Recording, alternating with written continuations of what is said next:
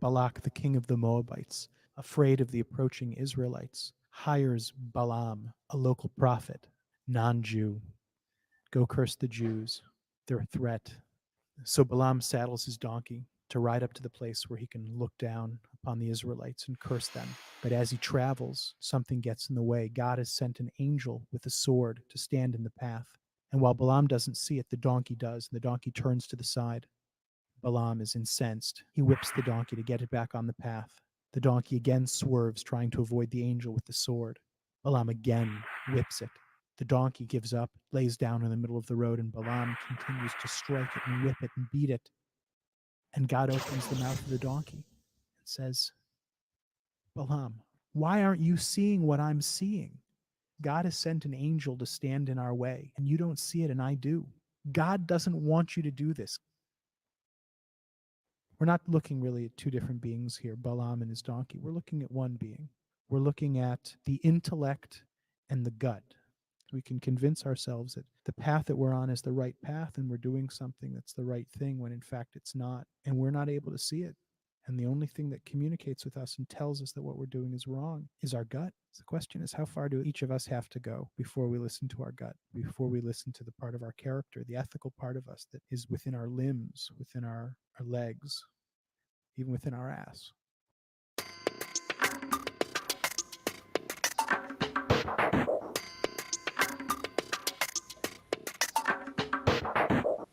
Well, that was certainly interesting. Also feels very timely. For those who don't know. But are you hungry? What? I said, are you hungry? Oh, no, I was talking more so about the whole idea of, people intellectualizing away their morality. Okay, I thought it was listening to your gut and being hungry. That's a different tag. That's fair. Also, just, I don't know, someone who just gets off on whipping a donkey, I don't know, kind of feels a bit too familiar, too close for comfort. Well, as long as they're doing it off camera, that makes it okay, right? Well, true, I guess. I don't know. Maybe that's YouTube's rules, but it is kind of interesting, though, because I feel like a lot of people end up kind of missing a lot of that story.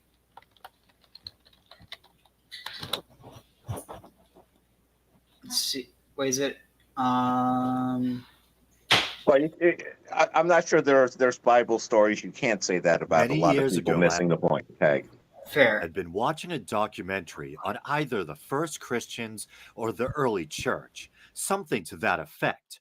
And there was something a haunting image that, although only mentioned and shown briefly in passing, nevertheless deeply affected me and has lingered in my mind ever since. It was an ancient and blasphemous bit of graffiti depicting a man worshiping a crucified figure with the head of an ass. Accompanying the image was the mocking inscription, Alexamenos worships his god. This image, apparently depicting a crucified and donkey-headed Christ, is known as the Alexamenos graffito, or the graffito blasphemo. It's thought to date to somewhere around the beginning of the 3rd century CE. It was originally scrawled on a plaster wall near Rome's Palatine Hill, but currently resides in the Palatine Museum.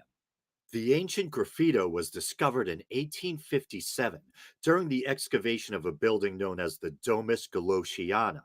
If the story wasn't already lurid enough, the house once belonged to the infamous Roman Emperor Caligula. He had used it as the imperial palace, and after his assassination, it was converted into a boarding school for imperial page boys.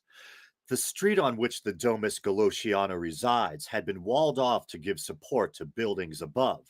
It was in a room somewhere in this general area that the graffito blasphemo was found after being sealed away for centuries. The human figure to the left, apparently raising his arm in worship before the crucified deity, is thought to be the Alexamenos named in the inscription, possibly a young Roman soldier or guard. In the upper right corner above one of the crucified figure's extended arms is a symbol thought to be either the Greek letter epsilon or something known as the Tau cross, Tau being the 19th letter of the Greek alphabet and resembling a capital T. The Tau cross also came to be associated with St. Anthony of Egypt and thusly is sometimes referred to as St. Anthony's cross. Why the donkey head, you may be asking? Well, much like in our own time, comparing someone to a donkey or an ass would have been seen as an insult in ancient Roman society. Pagans found the idea of worshiping a man who had been crucified to be contemptible. Crucifixion was a form of capital punishment and was considered the undignified death of a condemned criminal. Another reason for the donkey head may be the misconception ancient pagans had in the classical world that Christians practice onolatry or donkey worship. This being based on yet another misconception that Jews worship God in the form of a donkey. In response to the Hellenized Egyptian grammarian and sophist Appian, a Jewish writer states, Appian ought to have had a regard to these facts, unless he had himself had either an ass's heart or a dog's impudence, of such a dog, I mean, as they worship. For he had no other external reason for the lies he tells of us. As for us Jews, we ascribe no honor nor power to asses. The early church father Origen in his work Contra Celsum mentions how the philosopher Celsus made a similar claim. For the sake of such a monstrous delusion, and in support of those wonderful advisers and those wonderful words which you address to the lion, to the amphibious creature, to the creature in the form of an ass, and to others for the sake of those divine doorkeepers. Another early church father, Tertullian, also reported that Jews and Christians were accused of venerating some sort of deity in the form of a donkey or ass. He also mentions an apostate Jew who supposedly carried with him a caricature of a Christian possessing the ears and hooves of a donkey. The drawing was supposedly labeled Deus Christianorum Onosotes, the God of the Christian begotten of an ass. An alternate theory is that both the graffito and images engraved on contemporary gems are a reflection of actual beliefs held by a heretical sect or sects. I neglected to mention it earlier, but the Alexamenos graffito is actually thought to be one of the earliest depictions of Jesus, possibly meant as a riposte or response to the seemingly mocking graffito. In a chamber next to where the Alexamenos graffito was originally found, there is another inscription in a different hand that simply reads, Alexamenos Fidelis. Alexamenos is faithful. Thank you for listening to this special episode of The Week in Doubt. Didn't really cover what I wanted to, but... Well, how accurate is that really? The whole donkey allegation is just, that's kind of an inaccurate interpretation of the pictures. Isn't the proper allegation they're worshiping Set, whose animal was an unidentified animal, not a donkey? Hey, I mean, I don't think that would be worshiping Set, because it says worships. Because I'm pretty sure the context is Christian in that, and I mean, I guess you could say, oh well, it's connected, but um, I was just thinking it was a poorly drawn, it's supposed to be an unidentified animal. And if they're going, the angle I was playing there. The donkey thing is just a gross, Roman times mischaracterization of the old school Are unidentified there animal. any other figures like St. Christopher? Bishop Barron talked about the donkey. Jesus rode as a Christopher. also I feel like it's probably relevant to show us right now, because this does. Let's see if I can find it. It's going to be further up, I believe. Let's see. Let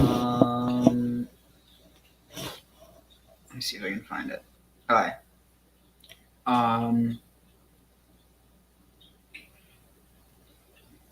Okay, where? Oh, yeah, here.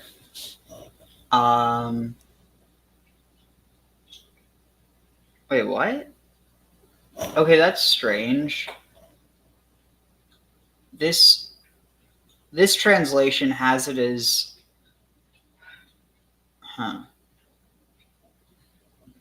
yeah, this doesn't make sense, because before the translations I've all seen render it as ass or donkey. Let's see.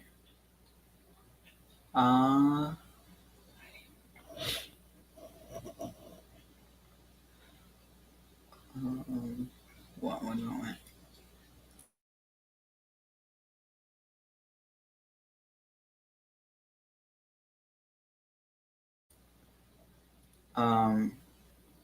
Yeah, I guess this translation has it with a horse, but it is like a pre-existing tradition. If I can just find it now. Let's see. Yeah, it's further up. So it is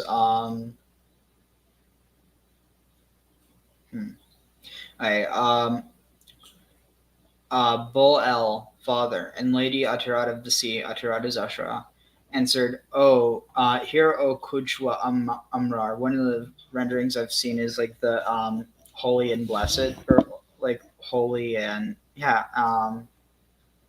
blessed and holy. O fisher of Lady Atarat of the sea, tie the horse, and I'm just going to, read it how I've seen before. Tie the ass, harness the donkey. Set ropes of silver, golden bridles, prepare the ropes. Okay, wait, interesting. So here it changes to mare. So, but anyway, Kuchwa Amrar complied. He tied the ass, harnessed the donkey. He set ropes of silver, golden bridles. He prepared the ropes of her she donkey. Kuchwa Amrar clasped, set Acharat on the back of the of the ass, on the beautiful back of the horse. I mean, beautiful back of the donkey. Kuch flared up as a flame. Amrar like a star in front.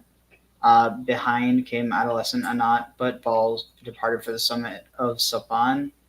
So she headed out for El at the springs of the rivers amid the streams of the deep. So I don't know. It's definitely like a pre-existing motif. Okay, no, so Bishop Barron talked about the donkey Jesus rode as a Christopher, or Christ carrier, bearer of Christ to the world. Thoughts? That's interesting, because notice that in that narrative, you have that idea of the light bearer as well. He prepares the donkey, and then it says, Kuch flared up as a flame, Amrar like a star in front. That seems like a pretty big connection to that whole idea of like the. Well, I mean, never mind. He was talking about Crucifer, not Lucifer, but still, I feel like there is kind of that shared motif, even if it's like not direct. And then he says, seems like Mary would be another example of a St. Christopher and John the Baptist. Am I losing it? And then a laughing face. Yes, that's not the same. It's not the same. So, well, it's not total. It's not totally. It's not totally completely separate, right? So the donkey that carries Christ, Bishop Aaron is very smart to notice that is definitely a Christopher, and very much so. One of the images of Christ that the church fathers saw in the Old Testament was the Balaam's ass. If you guys know the story, Balaam was Balaam. Balaam was a sorcerer who was going to curse the people of Israel, was going to curse the chosen people. And as he was going to curse the chosen people, an angel appeared on the road with a sword, to I don't remember if in the story it says he has a sword, but an angel appeared and was going to cut him down. And then his ass starts to move to the side, veer to the side. And Balaam is like beating it so that it gets back onto the path. And then it starts to veer again to the side, and he's like beating it to get it to the path, and then at some point the ass lays down, and Balaam is like beating his donkey, like, what are you doing? Why aren't you moving? And everything. And then the donkey speaks and tells him, that he saved his life and that he saved him from the judgment of this angel. And so that has always been an image that the church fathers use for Christ.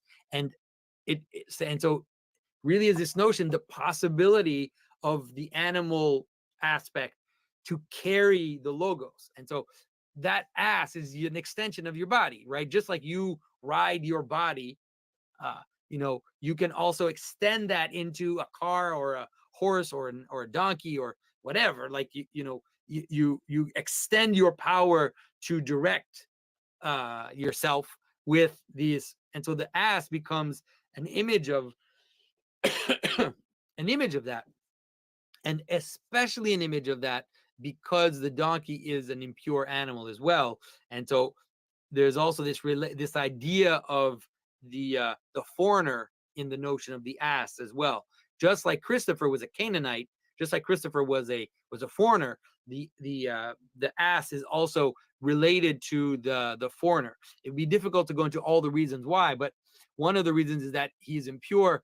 Another reason is some of the characters in the Old Testament, like Hamor, who was different characters who were foreigners and who are like the red donkey, kind of helping you understand this notion of the foreigner as and Hebrew Jews until today, they interpret the donkey as the foreign nations, and so you have this sense that when Christ is riding the donkey, he's riding the foreign nations. So you can imagine, for example, the Roman Empire converting. That's like St. Christopher transformation, where St. Christopher converts to Christianity, carries Christ further out.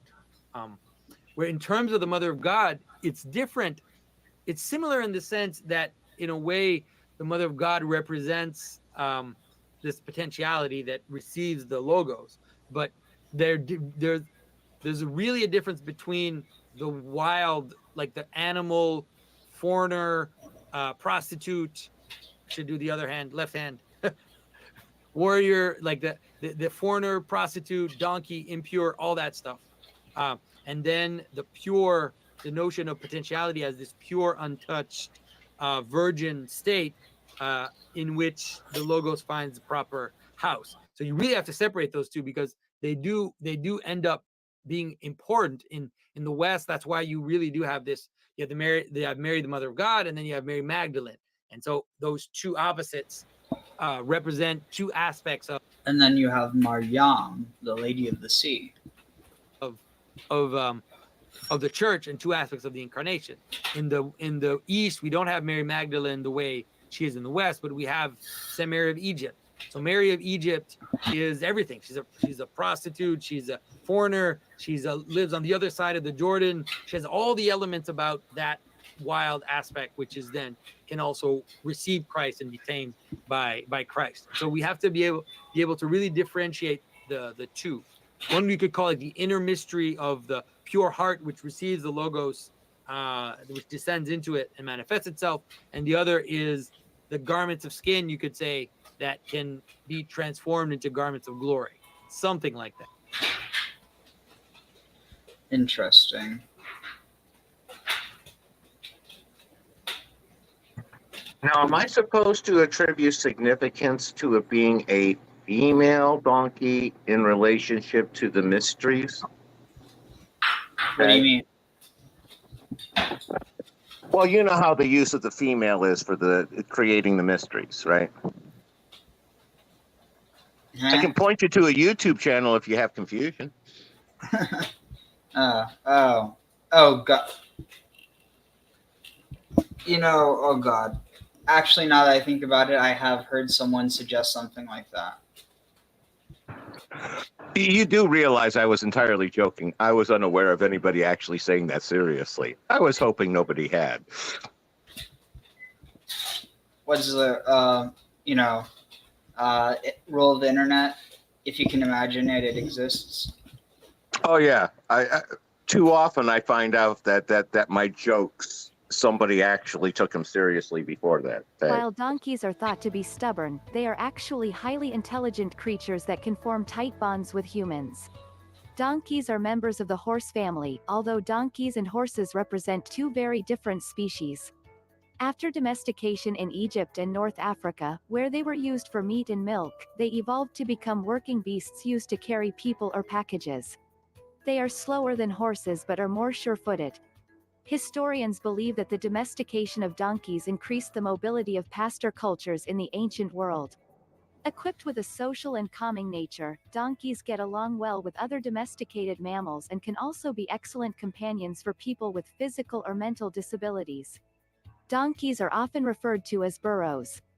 In Spanish, the word burrito means little donkey, which also refers to the Mexican food that resembles the packs that donkeys carry. Donkeys graze throughout the day and like a diet low in protein and high in fiber. Female donkeys are called jennies, males are called jacks, and castrated males are called geldings. Donkeys were commonly referred to as asses until about 1785, when the word slowly began falling out of use because of its pejorative context. Startled donkeys will freeze or move a few steps away when they are scared to assess their situation instead of running away, a characteristic which gives them their undeserved reputation for being stubborn. These animals come in many different sizes and colors. Wild species grow to about 49 inches from hoof to shoulder and weigh about 551 pounds. Domesticated donkeys come in different sizes, depending on how they are bred. They are typically 36 inches to 48 inches from hoof to shoulder, weighing from 400 to 500 pounds. The Sicilian donkey is the smallest, reaching only 24 inches, while the ass of Majorca is about 62 inches. The mammoth stock, the largest domestic breed, is 56 inches from hoof to shoulder and weighs about 950 pounds. Color ranges for these animals range from white and gray to black. Gray is the most common color, followed by brown, black, and roan, white with a mixture of other pigmented hairs. Most usually have a dark stripe of fur down their backs from mane to tail and across their shoulders. They have short, upright manes with a tail that is more similar to that of a cow than that of a horse. They have very long ears that are dark at the tip and the base. Their large ears also help cool donkeys by using them in a fan-like manner. These animals enjoy the company of other donkeys and often bond with other individuals. When their kind are not present, they will often bond with horses, mules, and other small stock. Once a human has earned their confidence, they are often willing and companionable partners. Because of their ability to form strong bonds, separating a bonded donkey pair can cause stress leading to hyperlipidemia, a blood condition that can result in a heart attack or stroke. Although they have a reputation for stubbornness, this trait is a self-preservation characteristic, which is why it is difficult to force a donkey into doing something that it perceives as dangerous. Their body language is also less expressive than those of horses, so they can be hard to read. A slight widening of their eyes can be misread as curiosity when it means stress or fear. A lack of movement when viewing an object that they fear as part of their reduced flight response. They will often defend themselves by biting, striking with the front hooves, or kicking with the hind legs. These animals are known to be intelligent as well as cautious, friendly, playful, and eager to learn, which usually begins from the moment they're born and continues throughout their lifetimes. Domesticated donkeys are more territorial than horses, which is why they are sometimes used to guard herds of sheep and goats against predators, often stomping on anything that they feel is a threat. In many parts of the world where horses cannot easily survive or where there is extreme poverty, they are the primary beasts of burden and sources of transportation. They rest during the hottest part of the day and are more active in the morning and evening when they travel with the herd and eat.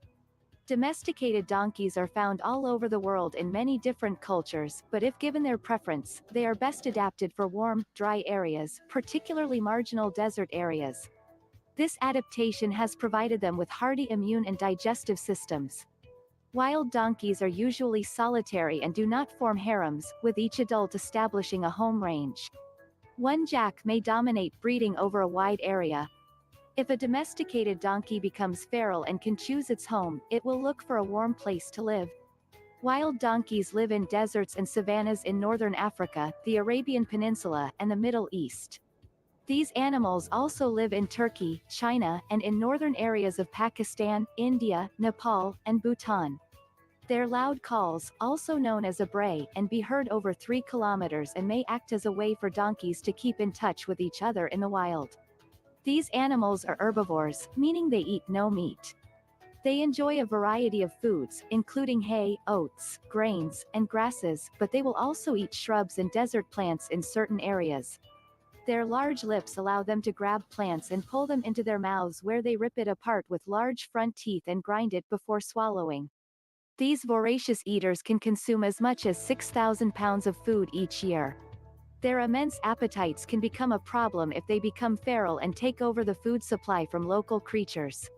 Some estimate that the world's donkey population could fall by half within the next 5 years to meet a rising demand for donkey hides used in traditional Chinese medicine.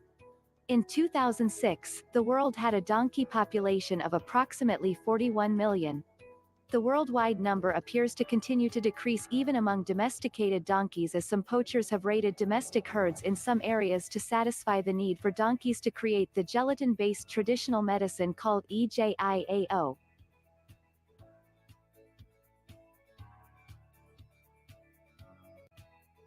Gelatin-based traditional medicine called EJIAO.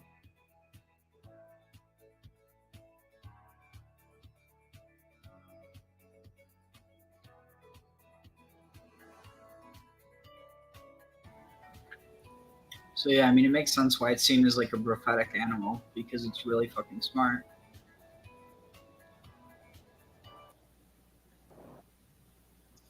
Today, I'd like to talk about Oh shoot. Here.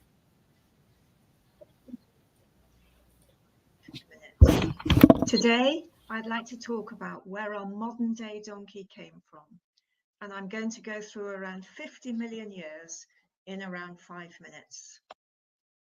The ancestor of the modern donkey and horse was called Hyracotherium, or dawn horse, lived around 50 million years ago, and was a dog-sized animal with 4 tiny hooves on each front leg and 3 on the back.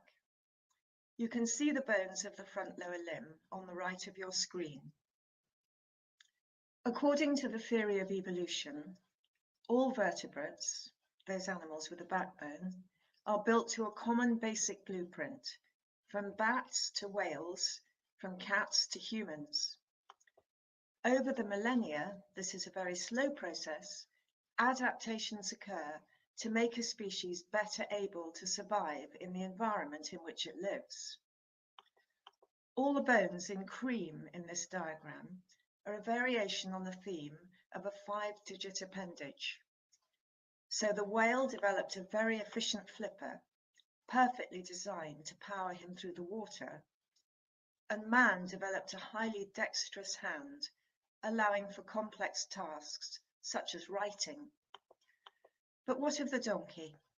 Well, in order to run faster and lived more successfully in the arid desert lands of its native North Africa, it gradually reduced the number of functional digits and ended up walking on the very tip of its middle digit, which became both longer and stronger.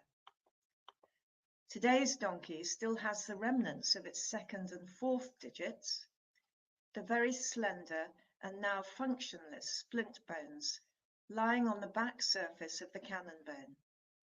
That's the long bone between what we call the knee and the fetlock. The knee is actually the equivalent of our wrist, and the fetlock is the equivalent of our knuckle. Who knows, in another million years or so, those useless splint bones may have disappeared. The thing about evolution is it never stops. If that all seemed a bit complicated, maybe this diagram will help. Note the identical bones in the donkey's lower limb and the human middle finger. Can you see that the donkey is walking on his middle finger? And of course, the same applies to the horse. Now let's fast forward to around 5,000 years ago, where there is evidence that donkeys were domesticated and used as beasts of burden and as a source of meat in Egypt. This Egyptian stone carving on the left dates back some 5,000 years and clearly shows donkeys looking much like the donkeys of today.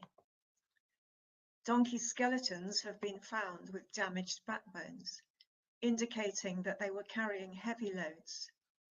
Indeed, donkeys were ridden long before horses. As the Romans started to take over the world, they took donkeys with them as beasts of burden, and we have the Romans to thank for donkeys living throughout Europe and the UK. Today, donkeys are found all over the world and are a species of major economic importance in developing countries. They are the white van, the JCB, the tractor, for people who cannot afford heavy machinery. Anyone who has kept a donkey will know that they are truly wonderful and seem to develop a really special affinity with people who have mental and physical challenges. And they are increasingly used to bring joy and peace to a variety of such people, from children to war veterans. And if you're wondering about the donkey on the bottom left, well, this is a bee farmer's donkey in his full working gear. Scientists believe that all today's donkeys are descended from two types. The Somali donkey is still wild, but the Nubian is believed to be extinct in the wild, although, of course, you will recognize it as a thoroughly modern donkey. Interestingly, the stripy legs seen on the Somali donkey are often present on today's domesticated donkeys, indicating crossbreeding way back in time. Today, we see a huge variety of donkeys, both in terms of size and colour. If you're a donkey owner in the Middle East or the desert areas of the US, your donkeys should feel right at home.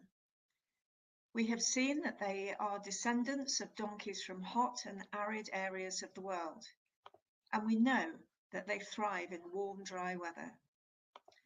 If, however, you keep a donkey in the UK, where there is an abundance of grass and rain, well, the donkey is truly out of its environmental comfort zone, and that makes management quite a challenge. Just remember, evolutionary change is a very slow process.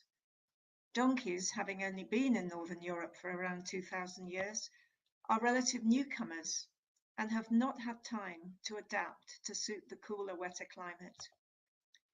Do have a look at my presentation entitled Donkeys, Not Just a Small Horse, to find out more.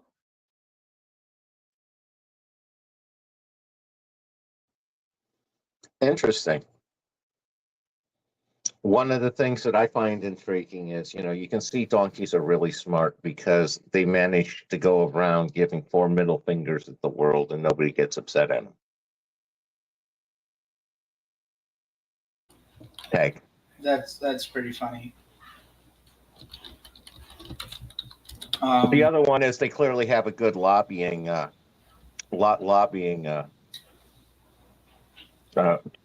group, Why because they? they were able to get their name changed from ass to donkey good couple 200 years before the Native Americans were able to do that with sports teams. Oh, I thought you were going to say something about it being the symbol of the Democratic Party. No, that's the Democrats right now are too cheap, too easy to do cheap shots with. I'm just, that's not fair to the donkeys. Okay. 1 second.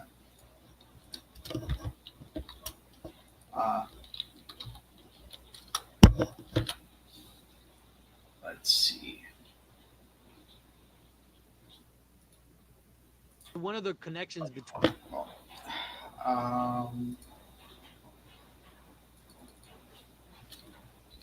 Let's see. Let's see what else I can find on Block before we actually start.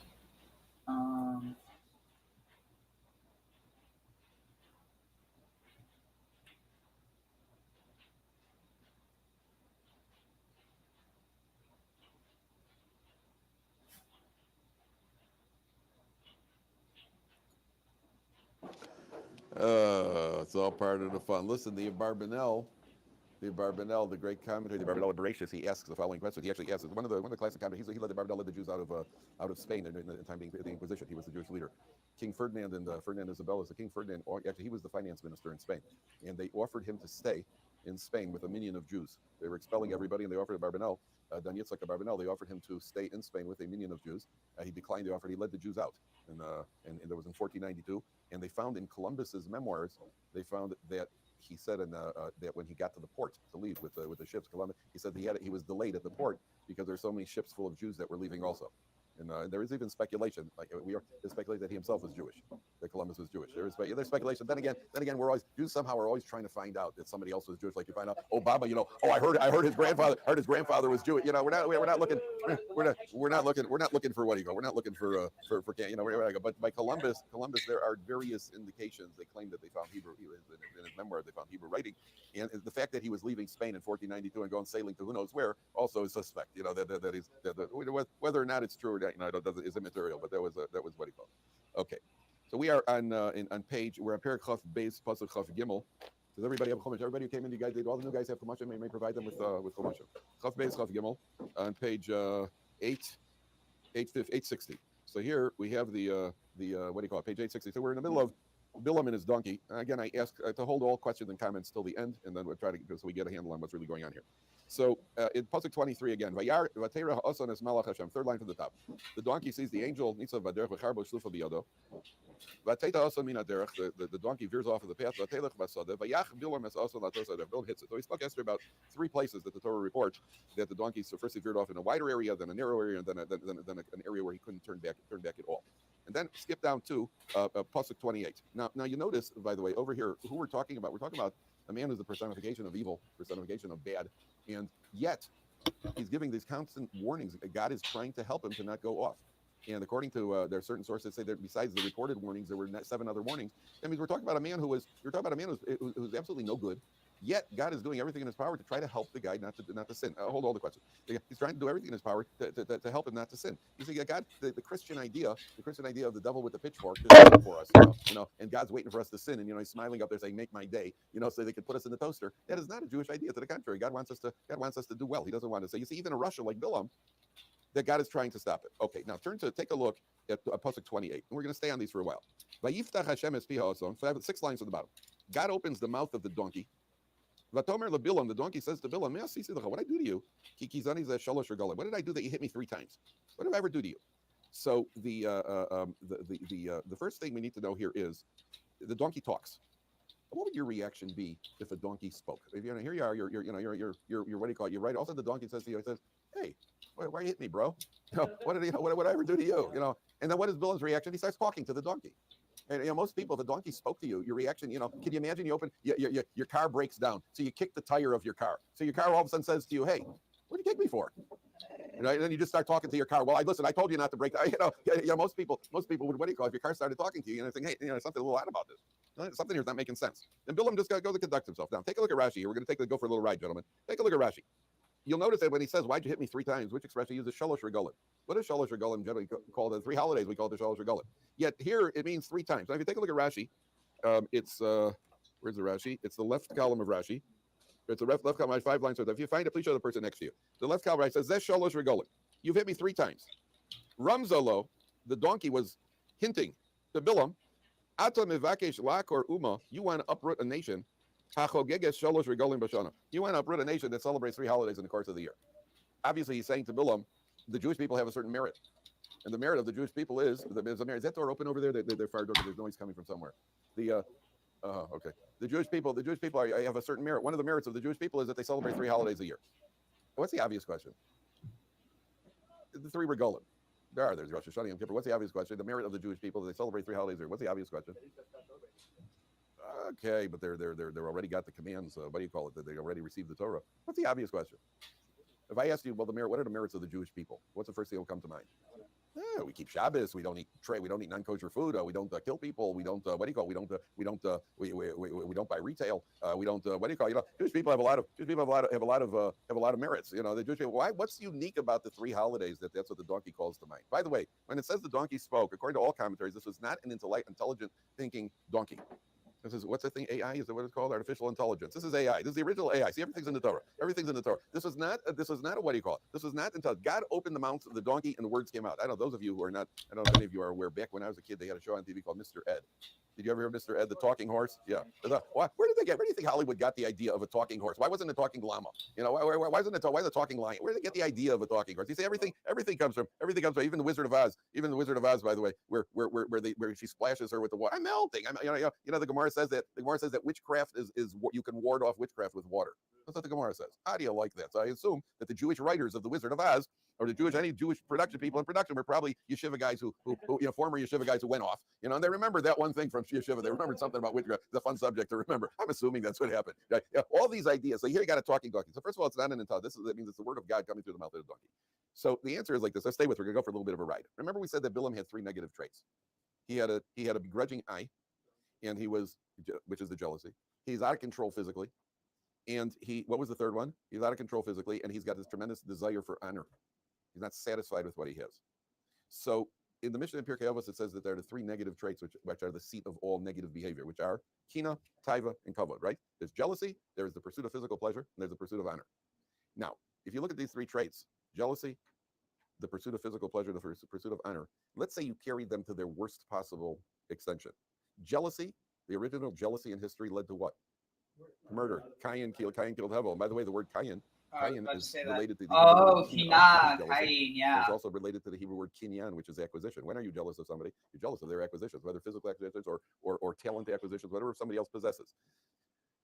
The pursuit of pleasure, which has been generally manifest at the highest level in immorality, could lead you to immorality before it's called adultery. And the pursuit of honor, which means I'm not concerned about what God wants, I'm concerned about what I want. I'm not going to worship the way God wants, I'm going to worship the way I want, leads you to idol worship. That means that the 3 traits of kina, taiva, and kavod carried to their extent, to the extent that they can go, will lead you to the 3 cardinal sins that a Jew has to forfeit his life for, which are idol worship, immorality, and murder. So Balaam not only possesses these traits. What he really wants to do is he wants to contaminate the Jewish people with these traits. We who are fighting our life against that, we spend our life fighting to get ourselves under control, primarily in these. By the way, any misbehavior of a person will have 1 or more of these 3 traits underlying it. No matter what the sin is, the sin will have 1 or more. It's either a result of jealousy, it's either a result of desire, or it's a result of the pursuit of honor. Any sin that we're involved with, it's going to have 1 or more of those factors in there, whichever the Avera is. Now, there are 3 holidays we celebrate in the course of the year. The first holiday is Pesach. What did the Jewish people do on Pesach in Mitzrayim? They slaughtered a lamb. And the lamb was what? The Egyptian deity. That means that Pesach corresponds to, Pesach is the counterforce of idol worship. It's the green kryptonite of idol worship. Right? If idol worship is on one end, Pesach represents the Jewish fight against idol worship. What is Shavuos? What did we receive on Shavuos? We received the Torah. Now, we know the Gemara says that if a person, the only way that one can dominate the evil inclination when we are being at least attempted, when we are being infected by the evil inclination, how do we ward it off? There's only one cure that the doctor who you had on TV, you always had the mad scientist who creates this disease, and only he knows what the antidote is. And the good guy got infected. He's got 24 hours to find the mad scientist, and they always find him in the 2 minutes before you guys are going to die, and then he gets saved. The one who created the disease created the antidote. The only antidote for a person who's in physical passions and a person who's got physical drives, the only way we can gain control of it is the study of Torah. When did Torah come down? It came down on Shavuos. So the second trait of Balaam, which is taiva, which is desire, physical desire, which holiday represents the counterforce? Shavuos. And the last one is kavod. Kavod means that a person, the last one is kina, jealousy. What is jealousy? Where is jealousy? If I'm jealous of you, let's say you have an ability or you have a talent or you have a possession or you have money or you have a home or you have a job, I'm jealous of something you possess. You know where jealousy really comes from at the deepest level? At the deepest level, it means I lack trust in God. I don't trust the way God's running his world. One of the commentaries says jealousy actually means I'm angry at God. If I'm jealous at you because of something you've got and something that you possess and something that you're good at, and I don't have that ability, that means I'm angry at God. I don't like the way God dealt the cards. Because if I want that, I want what you have. I want what you have. That's where jealousy comes from. That means I don't have proper trust in how God's running the world. What do we do on sukkahs?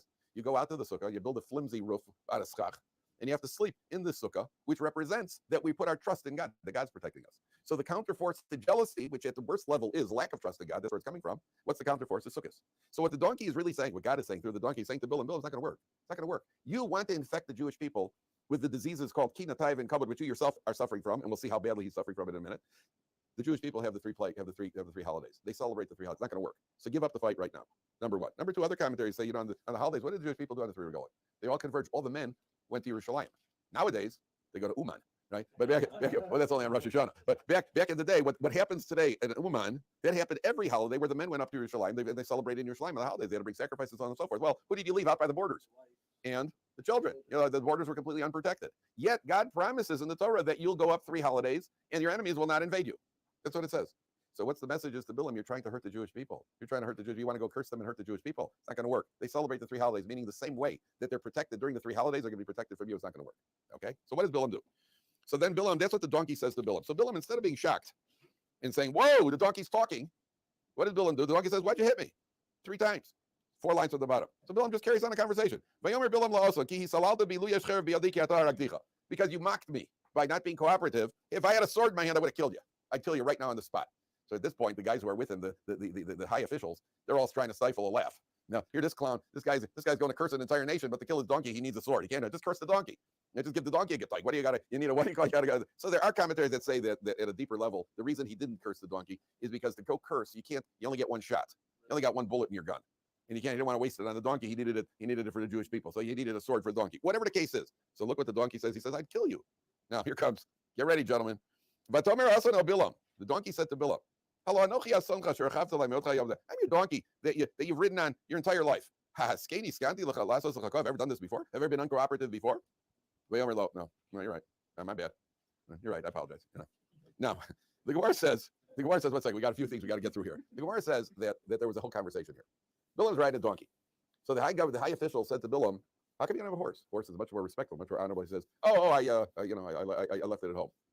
So the donkey says, "That's not true." Yeah, he says, "You always ride me." He goes, "No, once in a while." The donkey says, "That's not true. You ride me all the time. You never had a horse. And not only you don't ride me by day, you use me for bestiality at night." Jonathan, that's what the donkey said. So you use me for, that's what the Gemara said. Did he just? Sorry, I was kind of tuned out. Did he just say that?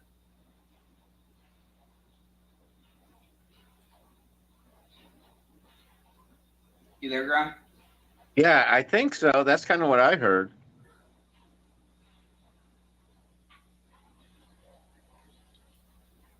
Weird.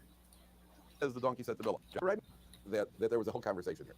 Balaam's riding a donkey. So the high official said to Balaam, "How come you don't have a horse? Horse is much more respectful, much more honorable." He says, I left it at home. So the donkey says, "That's not true."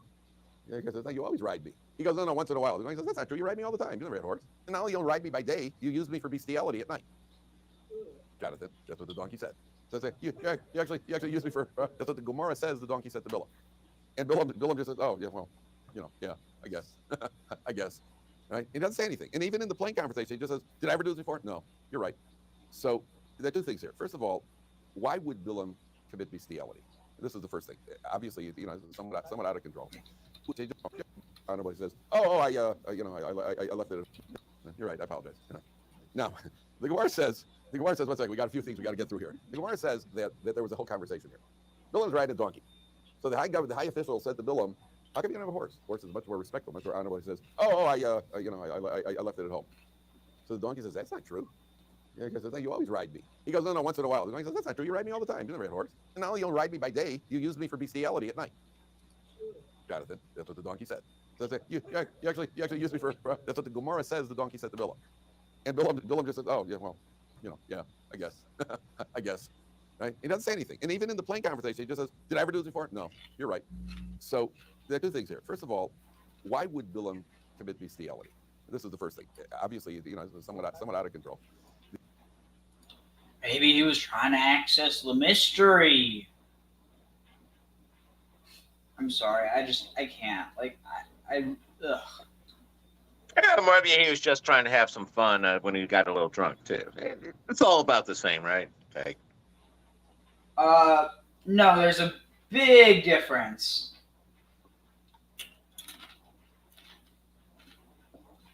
No, I think there may be some people out there who need to learn that difference. Dave. Is that the same way that a person who wants to achieve prophecy? How do you achieve prophecy? Prophecy means working on oneself to perfect oneself in all areas of kedusha, of all areas of holiness. A person has to be able to self-control. He has to be humble. He's not allowed to get angry. He's not allowed to overindulge in any area of life. A person has to be completely in control, study Torah, pray, do everything right, and then get himself up to the pinnacle of holiness in order to even be a candidate for prophecy. And only then will he possibly achieve prophecy. If a person wants to rise to the highest levels of impurity, and that way be able to contact the occult or whatever the spiritual forces of impurity are. So what do you have to do? You have to do the same thing, but the opposite. You have to get to the highest point of impurity possible. So a person who wants to reach that level has to engage in all the worst forms of behavior, which is what is underlying the bestiality. That he's going to engage in all forms of behavior, which will bring him to that level of impurity. But even more than that, the Stipler asked the following question. Why didn't he contradict the donkey? I mean, this has got to be pretty embarrassing, by the way. You got all these guys. Imagine what they're thinking. These guys are probably like, they can't show they're laughing. They're just biting their lip, trying not to laugh while this guy's getting shucked up by a donkey, and so they're trying to, and so why doesn't Bill turn to, well, who are you going to believe, me or the donkey? You going to believe me or going to believe the donkey? Right? Why he doesn't even try? He doesn't even try to contradict the donkey. Wouldn't you contradict? You contradict human beings, even when they were accused of correct. How come he doesn't try to contradict the donkey, especially saying? Very good. The Stipler says, if God's already going to give the donkey speech, it's going to be truth. He's not going to give the donkey speech so he can tell funny jokes. He's not going to give the donkey speech so he can tell you, say it's nonsense or lies. If the donkey's already speaking, everybody in the room knows it's true. So Balaam doesn't even try to contradict the donkey. But then the Gemara, the Medrash says that we learn a life lesson from here. That if Balaam couldn't stand up in face of what the donkeys rebuke, so then in the ultimate, when a person has to face the heavenly court, after 120 years faces the heavenly court, so then a person is not going to be able to stand up to God's rebuke. That means we have it worked out, gentlemen. We think to ourselves, anybody who's ever contemplated what happens after they die, people think, God's going to say, why didn't you do this? And I'll tell him because of this. And why not this? Because of this. Why not this? Because I have a Yetzer Hara, and God knows my Yetzer Hara. Me and God were like this, we'll work it out one way or another. We got to graduate past that sort of thinking. A person at that level, a person at that point, at that stage, when a person is facing the heavenly court, basically, you get hit by a blast of truth. When a person's hit by a blast of truth, we're facing unadulterated truth, the same way that Balaam is facing unadulterated truth. So that's paralyzing. A person is faced by is put under the microscope of unadulterated truth. Listen, it's the good also, because then when a person did well, when a person did good, and the mitzvahs that a person does, it's also going to be exposed. But all of the things, the misdeeds, are also going to be exposed, unless the person obviously does tshuva, and one can always do tshuva. And therefore, Balaam is in the state. Balaam can't even begin to contradict the donkey. Now, the question that's asked over here is, why is he being? God has taken him to task. What's he taking the task for? Look, let's take a look. Two more psukim. Vayigal Hashem eseinei Balaam. God opens Balaam's eyes. Vayaris Malach Hashem nitzav baderech v'charbo shel tevi. He sees the danger with the sword. Vayikod vayishtachol lapaf. He bows down. Now pay attention carefully. Next pasuk, 862, 2 lines from the top. Vayomer lo Malach Hashem al mahi kisas asam chazeh shalosh shagam. Why'd you hit him 3 times? Hine anochi yotzasi l'satan ki yarata derech lenegdi. I came out. How does the Arts go translated? I came out. Behold, I went out to impede for you, hastened on a road to oppose me. So the Malach says, why'd you hit him 3 times? I was standing here blocking him. Why'd you hit him? What's the Malach doing? The Malach is asking him 2 questions. He's taking him to task for 2 things. He's saying, number 1, why did you need 3 messages here? You didn't see that something was up? You didn't see that there's a problem over here? You didn't see that something odd is happening in your life over here? You're on your way to curse the Jewish people, and very coincidentally, your donkey keeps veering off. You didn't pick up on that? You didn't pick up on the nuances, right? Sometimes people don't pick up social nuances, right? Here you got a spiritual nuance. You didn't pick up on that you're doing the wrong thing. You who are always reading signs and omens and this, that, and the other. I don't know if you guys ever saw the movie The Omen.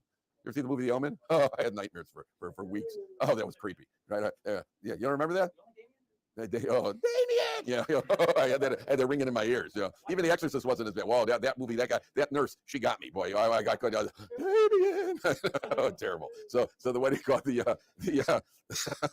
Horrific. Why would I? And here I paid money to go and ruin my life for the next 3 weeks. To go. And we're funny. I went to saw The Shining with Jack Nicholson. I was in the lobby after 15 minutes. I couldn't take it, which was fine because my brother had been already out there after 10 minutes. So the two of us waited for our third friend, the weirdo. He had to watch the whole movie. Do I like Jack Nicholson? Do I know Jack Nicholson? I am Jack Nicholson. No, I don't know Jack Nicholson. I know Jack Nicholson without being in a strike could give you the creeps without being in a frightening movie. So what do you call? So what you watch? You're a man who's always looking at signs and omens and everything else, and all of a sudden you can't read signs now. That means you didn't want to. And Balaam's response is I'm skipping for 1 second. Look at Pasuk Lamed. We're gonna come back to Pasuk Lamed. Look down 2 lines. Look how Balaam responds. Yomer Balaam el Malach Hashem. Balaam says to the angel. Pasuk Lamed 34, 7 lines to the top. Chotasi, I sinned. Ki lo yadati ki atani tzavli krasi over there. I sinned because I didn't know you were there. I don't know if you didn't know, so why is it sin?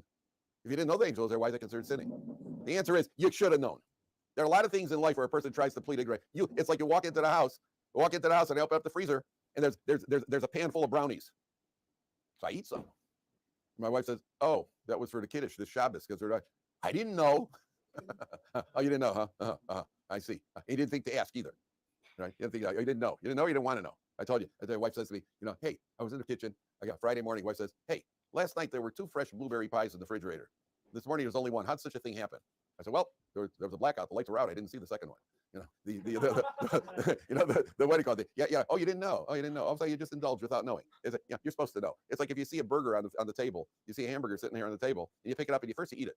Then you say, hey, you weren't supposed to eat it. That came from a McDonald's. I was bringing it for show and tell today. Show people what they're not supposed to eat. Oh, I didn't know. Yeah. Well, you should have known because we don't eat stuff without knowing. You don't just eat and then ask questions later. You should have known. You didn't see. You didn't see because you didn't want to see. A lot of times in life, I didn't know. I didn't know. Oh, I didn't know that. I thought it was Hefker. Oh yeah. It was sitting on the jar of peanut butter was sitting on a shelf in the supermarket, and I thought it was Hefker. I thought I'm allowed to take it. I thought somebody lost it. Oh yeah. You're going to lose it now for 4 years because you're going to jail. What do you mean you didn't know? What do you mean you didn't know? 1 second. Go back for a second. The angel says, why'd you hit him 3 times? The first thing you're taken to task for is because you're going to curse the Jewish people and you're ignoring the signals. That's a big avera, buddy. And number 2, I'm taking you to task for causing pain to an animal needlessly. You're also, why'd you hit your animal for? That means that there's no such thing as, well, I did big averas, so forget about the little averas. There's a very famous story with the Vilna Gaon. There was a Jewish apostate, Jew who converted to Christianity, and he met the Vilna Gaon. And the Vilna Gaon put out a glass of tea. So the Jew picked it up and he took a sip of it. The Vilna Gaon and said, hey, you didn't make a bracha. So he goes, make a bracha. He says, I worship idols. I commit adultery. I do all the worst averas. I make a bracha. The Vilna Gaon says, listen, buddy, for adultery and idol worship, you're toast. You're going to burn for that. But you're also going to burn every time you didn't make a bracha. You're not just to do big averas doesn't give you a dispensation for the little ones. It doesn't. It's a Balaam. You're going to curse the Jewish people. Horrific. But you also cause pain to an animal needlessly. You're taking a task for that too. Because if you were to realize that this isn't happening, so you could hit your donkey. You can't hit the donkey too hard. You can't go and abuse the donkey. You got to give it a tap. But if you go and you hit the donkey for no reason, you're also accountable for that. And then the biggest surprise of all, the angel, back to Pasuk Lamed Gimel, 5 lines to the top. The angel says to Balaam, Vatirani ha'ason, the donkey saw me, Vatate lefanai zashalosh regalim, and it veered off 3 times. Ulai notza mipanai, it had not veered off. Ki ata gam oscha haragti v'osach yesi. I would have killed you and I would have kept the donkey alive. Had the donkey not veered off the path, I would have killed you and I would have kept. That's what the angel says to Balaam. And Rashi mentions over here that you could deduce from the words of the donkey, from the words of the angel. He says, had it not veered off, I would have killed it. I would have killed you and kept it alive. The deduction is that instead he kept Balaam alive and he killed the donkey. The donkey was killed by the angel. Why was the donkey killed by the angel? So here's a shocker. Take a look at Rashi. Take a look at Rashi on Lamed Gimel. It says 4 lines from the bottom, 5 lines from the bottom, right column of Rashi. If you find it, please show the person next to you. I kept it. I would have kept it alive. The ata. Everybody see that? 5 lines from the bottom, right column of Rashi, page 862. The ata, and now dibra, because it spoke, and it gave you rebuke. And you couldn't withstand the rebuke. In other words, you were embarrassed. You had nothing to say. Therefore, haragtia, I killed the donkey. So people shouldn't say that's the donkey that embarrassed Balaam with his rebuke. That means why? HaKadosh Baruch Hu is concerned for people's dignity. Here's a rat like Balaam, who's put to shame by his donkey. Yet, in order to spare him further shame, so the donkey is taken out of commission. So people shouldn't see that donkey and say, "Ha ha ha, that's Balaam. That's the donkey that got Balaam." And we find this halacha somewhere else as well. When a person commits bestiality and he's taken to court, the animal, if a person commits the sin of bestiality, the animal is also put to death. Why? Because one of the reasons the Gemara gives that people shouldn't see the animal. This guy's killed. He's stoned and based in, and then the animal is walking around. And they're like, oh, there's Betsy. That's that's Reuben's girl. And that's an embarrassment for Reuben. It's an embarrassment for Reuben's family. So that the Gemara says we have to take it out of commission. So you see over here how concerned we have to be for human dignity. This is concern for Balaam, who's no good to the core, for his dignity. How concerned we have to be not to embarrass each other, not to shame each other, and so on and so forth. And that's why the Gemara says that Rabbi Yehuda Anasi, remember famous Gemara, hold for a second. The Gemara says Rabbi Yehuda Anasi was giving a shear. Remember the Gemara, Rabbi Yehuda Anasi was giving a shear. Somebody came in, he had eaten garlic before he walked into the shear. Somebody had a shawarma, and he walked into the shear, and he had eaten garlic. And Rabbi Yehuda Anasi, Rebbe, who compiled the Mishnah, was trying to give a shear, and he couldn't continue. The smell was so overpowering. So he said, whoever ate the garlic, please leave. So Rabbi, now that's embarrassing. It's embarrassing in life to have somebody say, somebody smells bad, please leave. So Rabbi Chia understood that somebody's going to be embarrassed. So Rabbi Chia, who had not eaten the garlic, he got up and he walked out to take the blame, so that the other guy shouldn't be put to shame. When the other disciples saw that Rabbi Chia was doing, so they all got up and they all walked out. They understood. They caught his drift. No pun intended. They caught his drift, and so they all walked out to spare the guy the shame. That's the extent we have to go in order to spare other people's feelings. There's a famous story with Rabbi Moshe Feinstein. Moshe Feinstein got out of a car. He was picked up. His Talmidim picked him up. It's a very famous story, but Rabbi Gottlieb has an interesting twist on this. Rabbi Moshe Feinstein was picked up. He was driven to yeshiva. When he got to his yeshiva, he got out of the car, and somebody saw he was holding his fingers. So he said, Rebbe, what happened to your fingers? He said, when I got into the car, the guy who slammed the car door, he slammed the car door on my fingers. He says, yeah, but I didn't hear you yell. Most people, when they get, nobody shouldn't happen to anybody by their enemies, but a person gets his fingers caught in the door, so then they give a good yell. He said, you didn't yell. He says, yeah, I didn't want to yell because he would feel bad that he closed the door on my fingers. Now, the sensitivity to another person, this is a guy in pain and he's sensitive to the other guy. So Rabbi Gottlieb once explained that a person who gets his fingers caught in the door, there's a nerve impulse rushing to the brain that says pain. The brain is rushing pretty fast. He says, by Rabbi Moshe Feinstein, the sensitivity impulse is so finely developed that impulse is also rushing to the brain, and it got to the brain at the same time as the pain, or slightly before, or at the same time, so that he's able to control his natural reaction to yell out. So that's, if you got to be sensitive to a rat like Balaam, so all the more so how sensitive we have to be to people who are not rats. And by the way, we're not rats. Nobody here's a rat, right? And therefore, for our fellow man, we have to be very, very sensitive. What were we going to ask you, Tamar? Wondering, the animal that would be put to death, is that allowed to be eaten? Donkeys are not kosher. Could it be a kosher animal? No, it's got to be shechted properly. It's a good question. It's got to be shechted properly. If the donkey, what, a bestiality animal, you mean? Yeah. Potentially bestiality animal is, if the animal, we know that the animal is bestiality, the animal has to be killed. Yeah, no, that's a good question. It's an important question. Hopefully it won't come up. So let's go on to the I next wonder question. why. Yes, don't do that. But why does the animal have to be killed? It's kind of messed up. Moshe Rabbeinu, and we're gonna see. It's like people are acting like, oh, the animal seduced the person. It's like, no, but that's bullshit. The person's a fucked up person. Like, I get putting the person to death, even though I think that's maybe a bit extreme, but like, I get it. Whereas like putting the animal to death, like, dude, what the fuck? The animal didn't do anything. Well, again, that's sort of the human tendency to think humans are special, better, and a certain narcissistic well, it can't be the human's fault. We got to blame the animal instead, simply because the animal can't talk back. Well, except in the case of Balaam here. Hey. Well, or his donkey rather. Exactly. So I wonder, what are we going to find if we look for? By the way, do we have time, or we'll have to save it for tomorrow? So I'm going to talk about. We'll have to talk about. Okay, we'll get there tomorrow anyway. Okay. What does creative Judaism have to say on the matter? Oh wait, what's this? Dr. Shula Lederman in Parshah Balak. This Parshah Balak tells a wonderful story about a kind of a strange one. It tells of Balak, king of Moab, that fears the defeat in the hands of the Israelites, and therefore he asked Balaam, who is a pagan a prophet, to curse the people. And of course, God intervenes, and every time Balaam hears from God not to participate in this endeavor. And yet, after 3 times that Balak is urging him and promising him gold and silver and everything from God not to participate in this endeavor, and yet after 3 times that Balak is urging him and promising him gold and silver and everything, finally he succumbs and he goes on his she-ass and is about to go to curse the Israelites. Well, God appears to in his dream, and he is very angry about his doing this. And so as Balaam is going with his assistants towards the Israelites, she sees in front of her an angel holding a sword standing in her way. And so she tries to get off the path and escape the angel. And then the Balaam hits her once, hits her again because she refuses to go in the path. And the third time, she turns back to him, as you will see in the picture, and opens her mouth and says to Balaam, "Why are you hitting me?"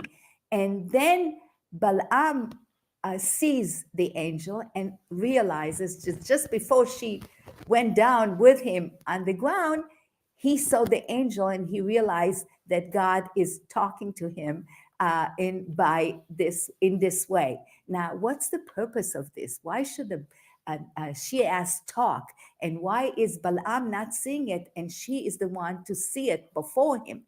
Well, this is the real purpose of this story. The story is to tell Balaam that God is the sovereign, and he is the one who can make Shias talk, and he's the one who directs him, and he has to receive his orders and say what God wants him to say.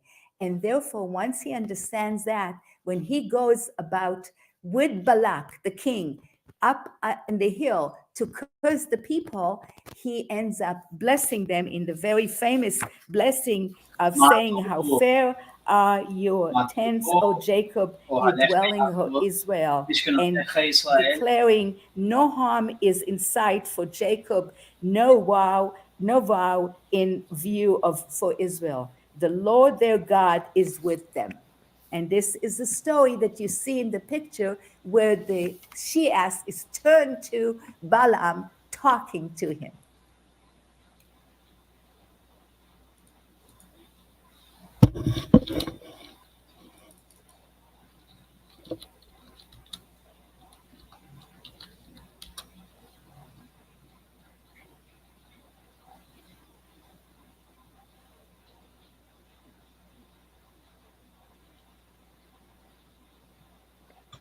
Yeah, ultimately, I really like, Sorry, what? I was going to comment that I really like the story of Balaam because it's easy to spin him as the villain or as kind of a good guy. And that always makes for an interesting character. Okay. Personally, I see no reason to valorize someone who was potentially screwing his donkey. Well, I guess there's a part of me, I'm so out of touch with the 21st century, that falls too close to kink shaming for me to throw shade these days. Okay. Pretty sure that's not a kink. Pretty sure that's a crime. Okay, it's hard for me to tell from where I was coming from, back in my Sesame Street days. That looks very similar to a lot of stuff that people tell me I can't complain about. I shouldn't think is wrong and shouldn't mention. So, like I said, I err on the side of silence sometimes these days. Tag. Yeah, Sound of Silence. It's a good song. Let's see if I can find something actually as both.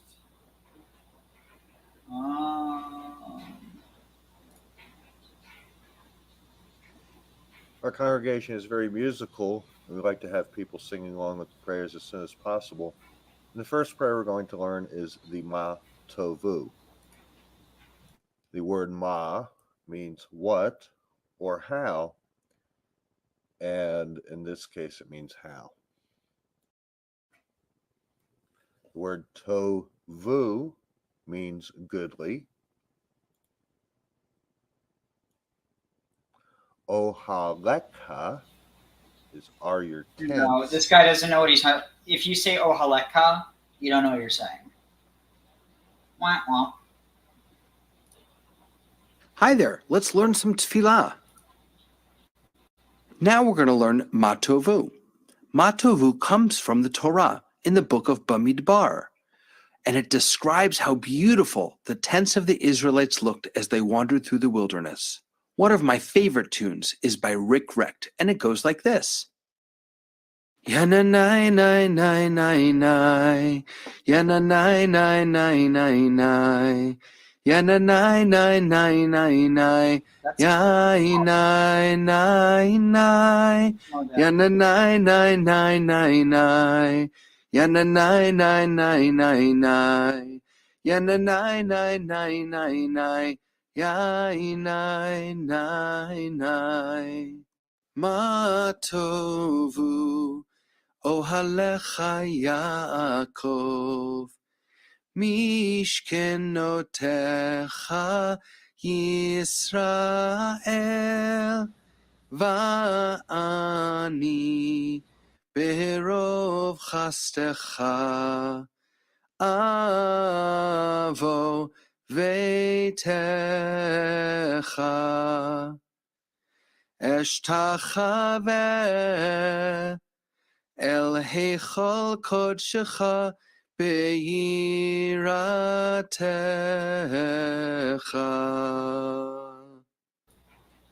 Eshtachave. Yeah, honestly, not a huge fan of this. I prefer the tune that goes Ma tovu ohalecha Yaakov mishkenotecha Yisroel v'ani verov chastecha avo beitecha ishtachaveh Elechel kodshecha beiratecha.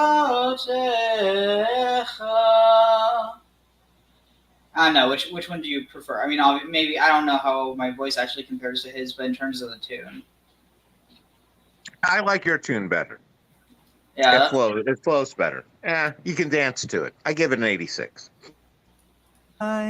Yana yaina ishken rewind and listen again. yeah. No, we're not here to hear you sing, buddy. I'm trying to find someone explain what it actually means, because while I could, let's see. Okay, good evening. Welcome to tonight's shir. The halacha shir is entitled "Saying Matovu." It's connected to this week's parsha, of course, because Parshah Balak contains the famous pasuk "Matovu Alechu Yaakov Mishkanesech Yisrael." If you look at the second box, and if you're listening online, then please email me at j.golka@gmail.com. I'll send you the handout. The Gemara in Sanhedrin Kufhei Amud Beis says, "Omer b'yechna mibrachasai shel Eisur Rasha." From the bracha that Balaam gave Klal Yisrael, Atzlomat mohoye beliboy. We can understand what he was actually thinking. Bikesh leimar, he really wanted to say, Shelo yehu lohem botik nesias botik midrashis, that they shouldn't have botik nesias, that they shouldn't have shuls and beis medrash, and therefore HaKadosh Baruch Hu flipped it, and instead he said, Matoivu alecho Yaakov. Furthermore, he wanted to say, Lo sishra shechina alehem, that HaKadosh Baruch Hu shouldn't dwell amongst you, and HaKadosh Baruch Hu flipped it around, and instead Balaam said, Umishkanesecha Yisrael. That's the Gemara in Sanhedrin. So we see that Matoivu alecho Yaakov refers to the Botik Nesias and Botik Midrashas of the Jewish people. Now, in the Siddur of Reb Amram Gon, in the Seder of Reb Amram Gon, he mentions, and I think it's the first source that I've come across, that when you walk into a shul first thing in the morning, this is the pasuk you say. And even if you don't walk into a shul and this you begin your Seder HaTfilah in the morning, it pretty much begins with the pasuk of Matovu. This is the nusach of Reb Amram Gon. Hanichnas lebeis hakneses omer Matovu alechu Yaakov mishkanesech Yisrael v'ani brev chastecha avoi beisecha yishtachav alehechel kodshecha b'yirasecha. So that's brought in the Gaonim, Reb Amram Gon. The Darkei Moshe, the Ramah, brings this also in halacha. He quotes the Kolboy, Kosovar Kolboy, Kesheba Odun Beis HaKnesses, Yom Matoivu Vani Brav Chastecha. So it seems a fairly well-established minhag, a fairly uncontroversial thing to do. However, The Marshal, this is 16th century Poland. The Marshal, cousin of the Ramah, he says, when I come to shul in the mornings, I begin with the second pasuk, and I skip out that one. Why? What could be the problem? Because this is a pasuk that Balaam said. Balaam was a Rasha. And furthermore, he intended that this bracha be a curse. This like it says in the last chapter of Sanhedrin, this is not the right place for it. So the Marshal skipped out Matov Alecha. Yet we seem to all say it. Now I came across two interesting things. The first interesting thing, I actually just stumbled across this afternoon. I was in a chuppah, Baruch Hashem, lots of chasnas at the moment, and I was in a certain base of medrash, and I saw this sefer called Slusa da Avraham. So I was curious to know what did he say about Matovu. So he's got the Slusa da Avraham was written by someone called Avraham Landau, and there are ha'oras by his grandson, Reb Nachum Mendel Landau. And in the ha'oras on Matovu, he says the following: Roisi b'shal shumas marshal shekosav shelo lem pasuk zeh mishum she'amru bilam ayin shal. Okay, that's the above. That's what we just quoted. V'zeh tema. I don't understand the marshal. The ha'amru, because the Gemara says in Brachas Yud Beis on base, bikshu likver Parshas Balak b'Kriya Shema. Actually, Chazal thought so much of these psukim that they wanted to introduce it into our daily saying, our daily recital of Kriya Shema in the brachas of Kriya Shema. That's how important it was. It's just that they didn't fix it in a tefillah because it's too much of a tircha de tzibur. Shul is long enough and we don't need to make it any longer. The Gemara says that the brachas of Balaam, actually, his initial intention of the klala did come about. However, Mikol Mokum ha'isa b'Sanhedrin, the Gemara says in Sanhedrin Kufay, which is the Gemara in Chelek, the pasuk zeh initial bracha. The one exception was the bracha of Matovu.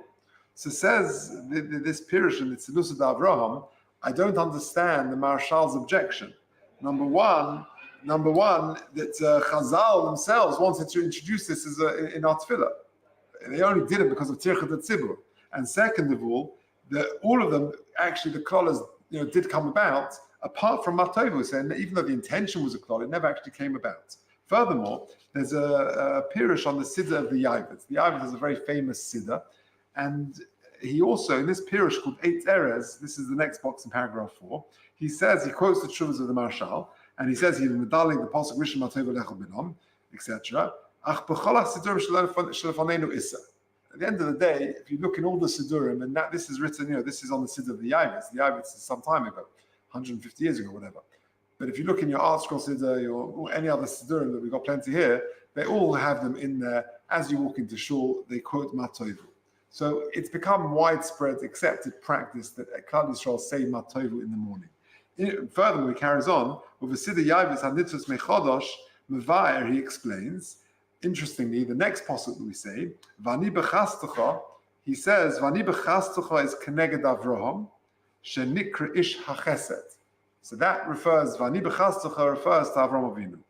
Heichal kodshecha, who keneged Yitzchak, shene'ekad al gabe hamizbeach b'mokum kodesh. So when we say Heichal kodshecha, that's a reference to Yitzchak.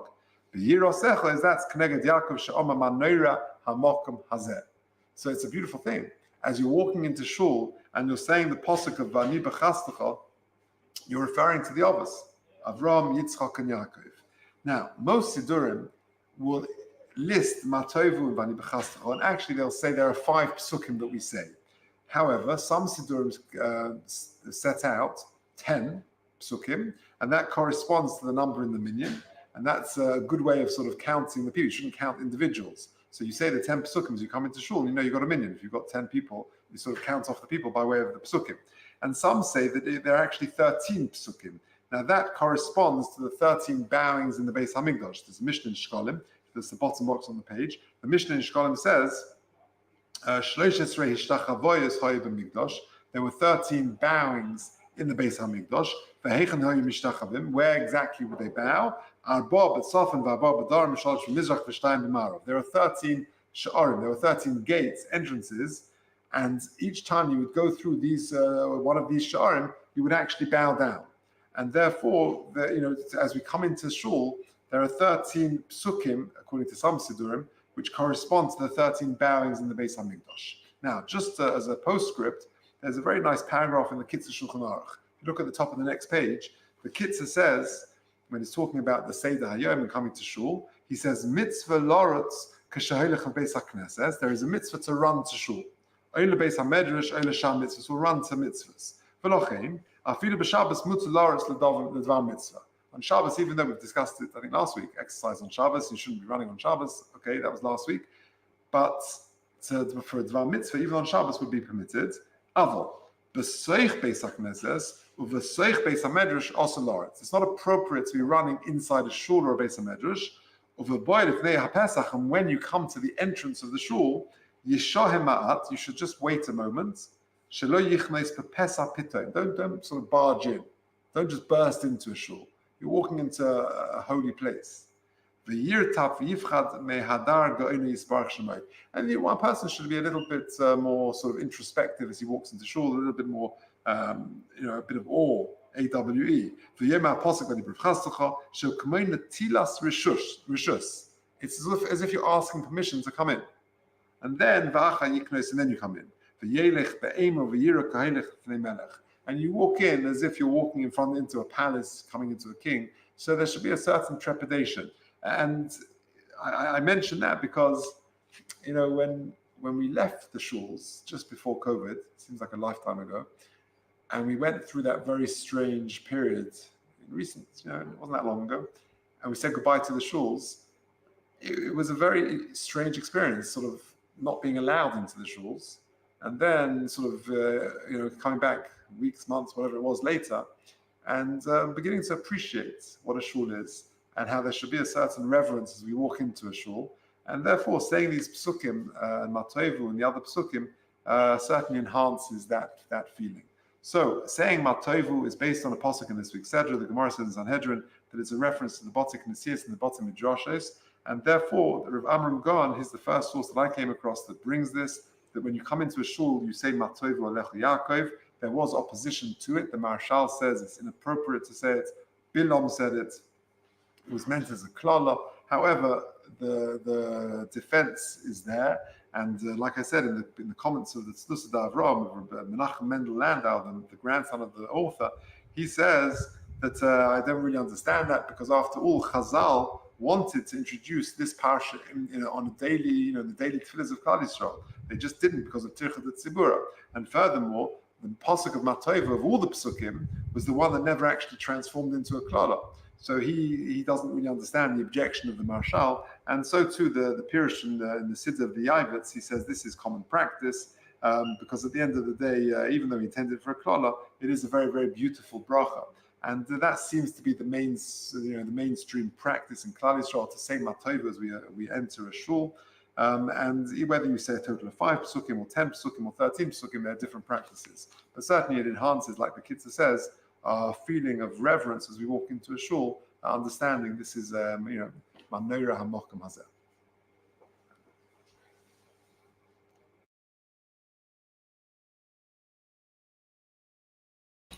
So right now I'm actually looking to see if Creative Judaism has an episode for this week because it looks right now I can't find one. No, there is one. Ancient aircraft. This should be interesting.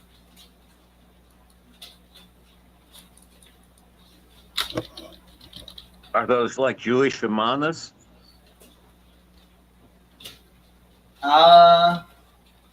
Maybe. At least from what I saw, it maybe looks a bit more like giant bat creatures. Oh, that's a little less exciting for me.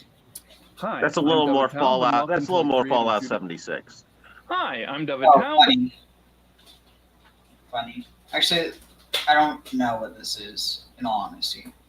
No, this looks like a camel, actually. Hi, I'm David Taub, and welcome to the Parsha Rabbit Hole, where I find something weird in the weekly Torah portion and follow it all the way down until it gets even weirder.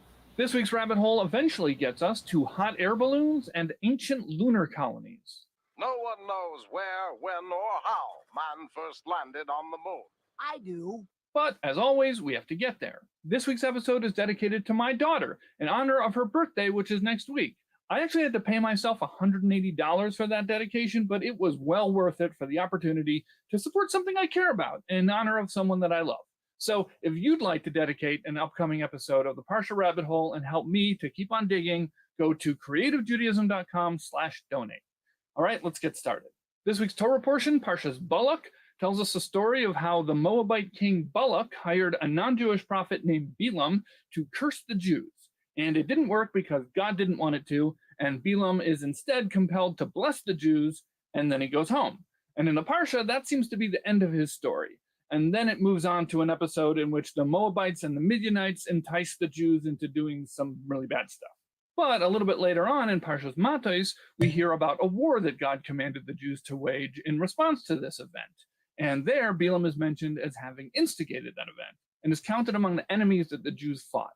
It also tells us that the army carried with them Klei HaKodesh, holy objects. And Rashi tells us that these holy objects were actually used in the fight. He says that the holy objects referred to here are specifically the Urim, the Ark, which is the box that the tablets were in. Yeah, the Ark of the Covenant, the chest the Hebrews used to carry around the Ten Commandments. And the tzitz, which is a golden headband thingy that was worn by the Kohen Gadol, and it had the name of God engraved on it.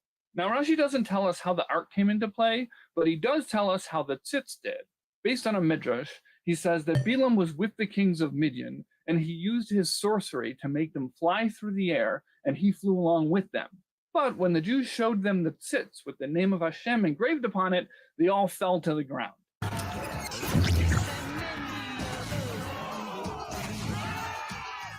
So this is something that is a huge part of how I think about the whole Balaam story, even though it's not even really a part of the story as it's told in this week's Parsha, where generally he's pretty boring. There's a lot of talking.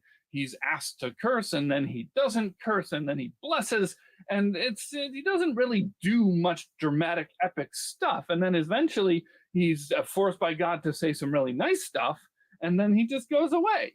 But if you piece it together with these added details from Midrash, that story actually ends with a magical aerial battle. So I decided to take this idea of people flying and use it as a starting point to explore aeronautics in Torah. So that's where this week's rabbit hole starts, with the idea of human flight and aircrafts, and how that pops up in unexpected places. If you're ready to see where that goes, let's dive in. Okay, so we're going to start with flying camels. I've mentioned it a couple of times already in previous episodes, and now we finally have the chance to really get into it. Let's look at the flying camel. First of all, a little theory. The term gamla parcha, or flying camel, is used a few times in the Talmud as a possible mechanism for traversing long distances in an otherwise impossibly short amount of time. For example, the Gemara discusses a case in which two people claim to have witnessed a murder on Sunday morning in the city of Surah, and then two other people come and say that they were with those first two witnesses on Sunday evening in the city of Neharda. Now, according to the results I got by plugging some coordinates into some website, those two cities are about 125 miles apart. So the Gemara continues that according to Rava, the court does the math and figures out if that timing would work out, and if not, then those witnesses are considered to be fraudulent. I can't be two places at once, right? Then the Gemara asks, hey, isn't that obvious? Like, it seems like an obvious thing that if there seems to be a contradictory testimony based on anomalous location information, you would do the math and figure it out. And the Gemara answers that Rava is trying to tell us that just in case you might think we should consider the possibility that they used a flying camel, that's why we went into detail about the process of doing the math based on normal means of travel. Okay, so the first question is, are we talking about actual flying camels?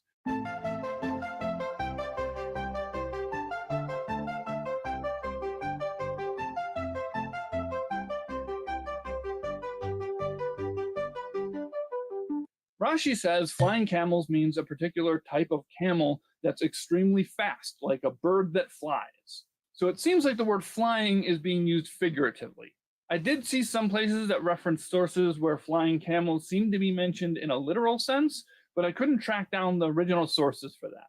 But in the case of that Gemara that we just looked at, it doesn't really matter if it actually existed or not, because the whole point of it is that it's something that's so improbable that we don't consider it as a possibility.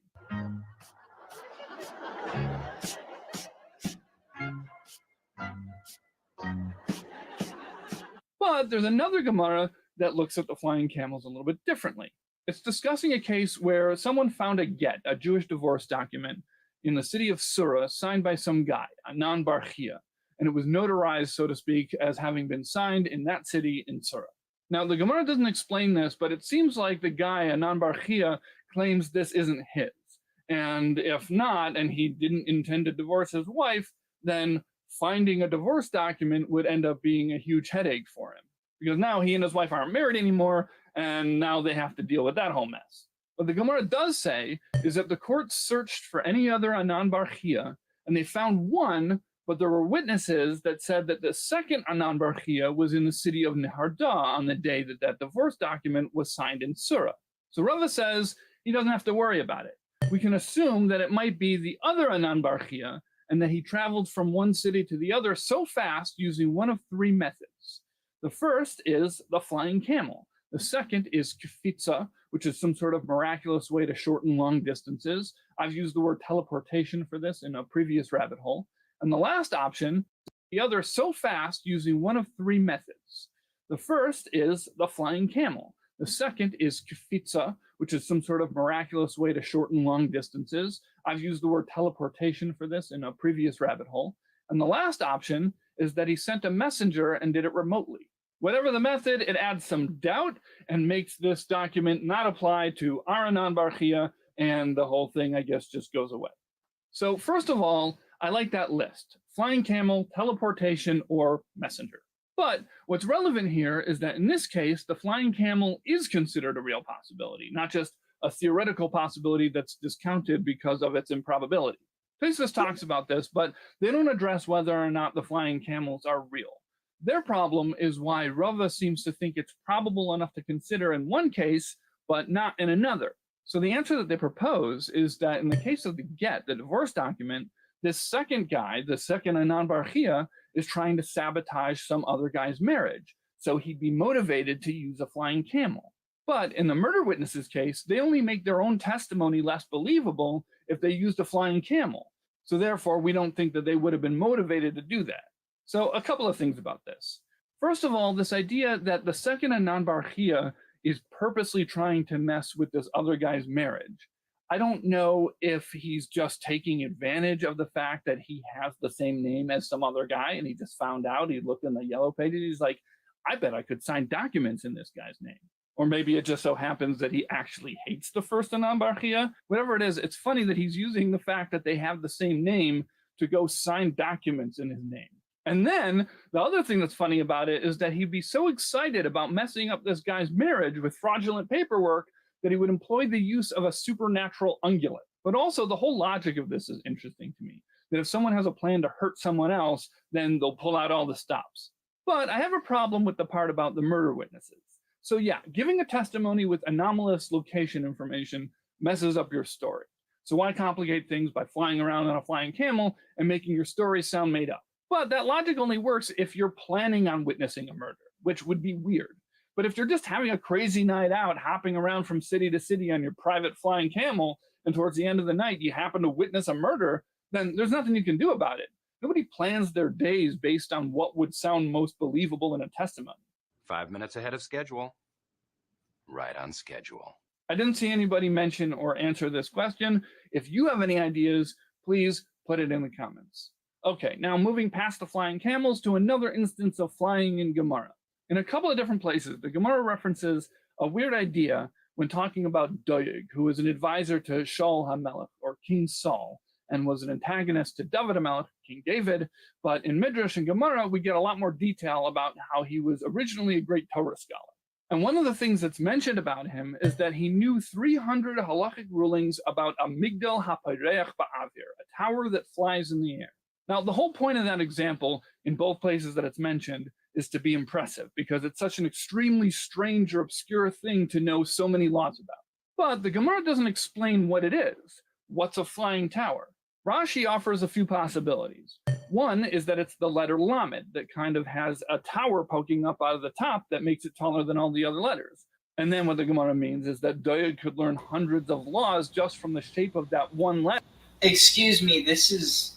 Wait, am I... Yeah, excuse me, this is honestly kind of ridiculous. Poreach. Poreach means flowering, I'm pretty sure. So I think it's just referring to, like, you know, the top of a turret, you know, turret to tower, how it has, like, a little bit that kind of, like, plumes out, you know, like how a rook, how the top of the rook is wider than the neck, for lack of a better term. Yeah, because of the crenelments on top and such. Yeah. For a second there, I thought you were saying pornea, and No. it's like, No, Poreach. yeah, no, I caught it the second time. It was like the first time I was like half listening. Let me see if I can find this. I was going to say, it almost sounds like he's talking about he got around to my Vimanas. Yeah, I was thinking that when he was talking about the towers. Let's see, so it's Poreach, so Parach. Yeah, when I hear flying towers, it's like, Vimanas! Let's see, Parach.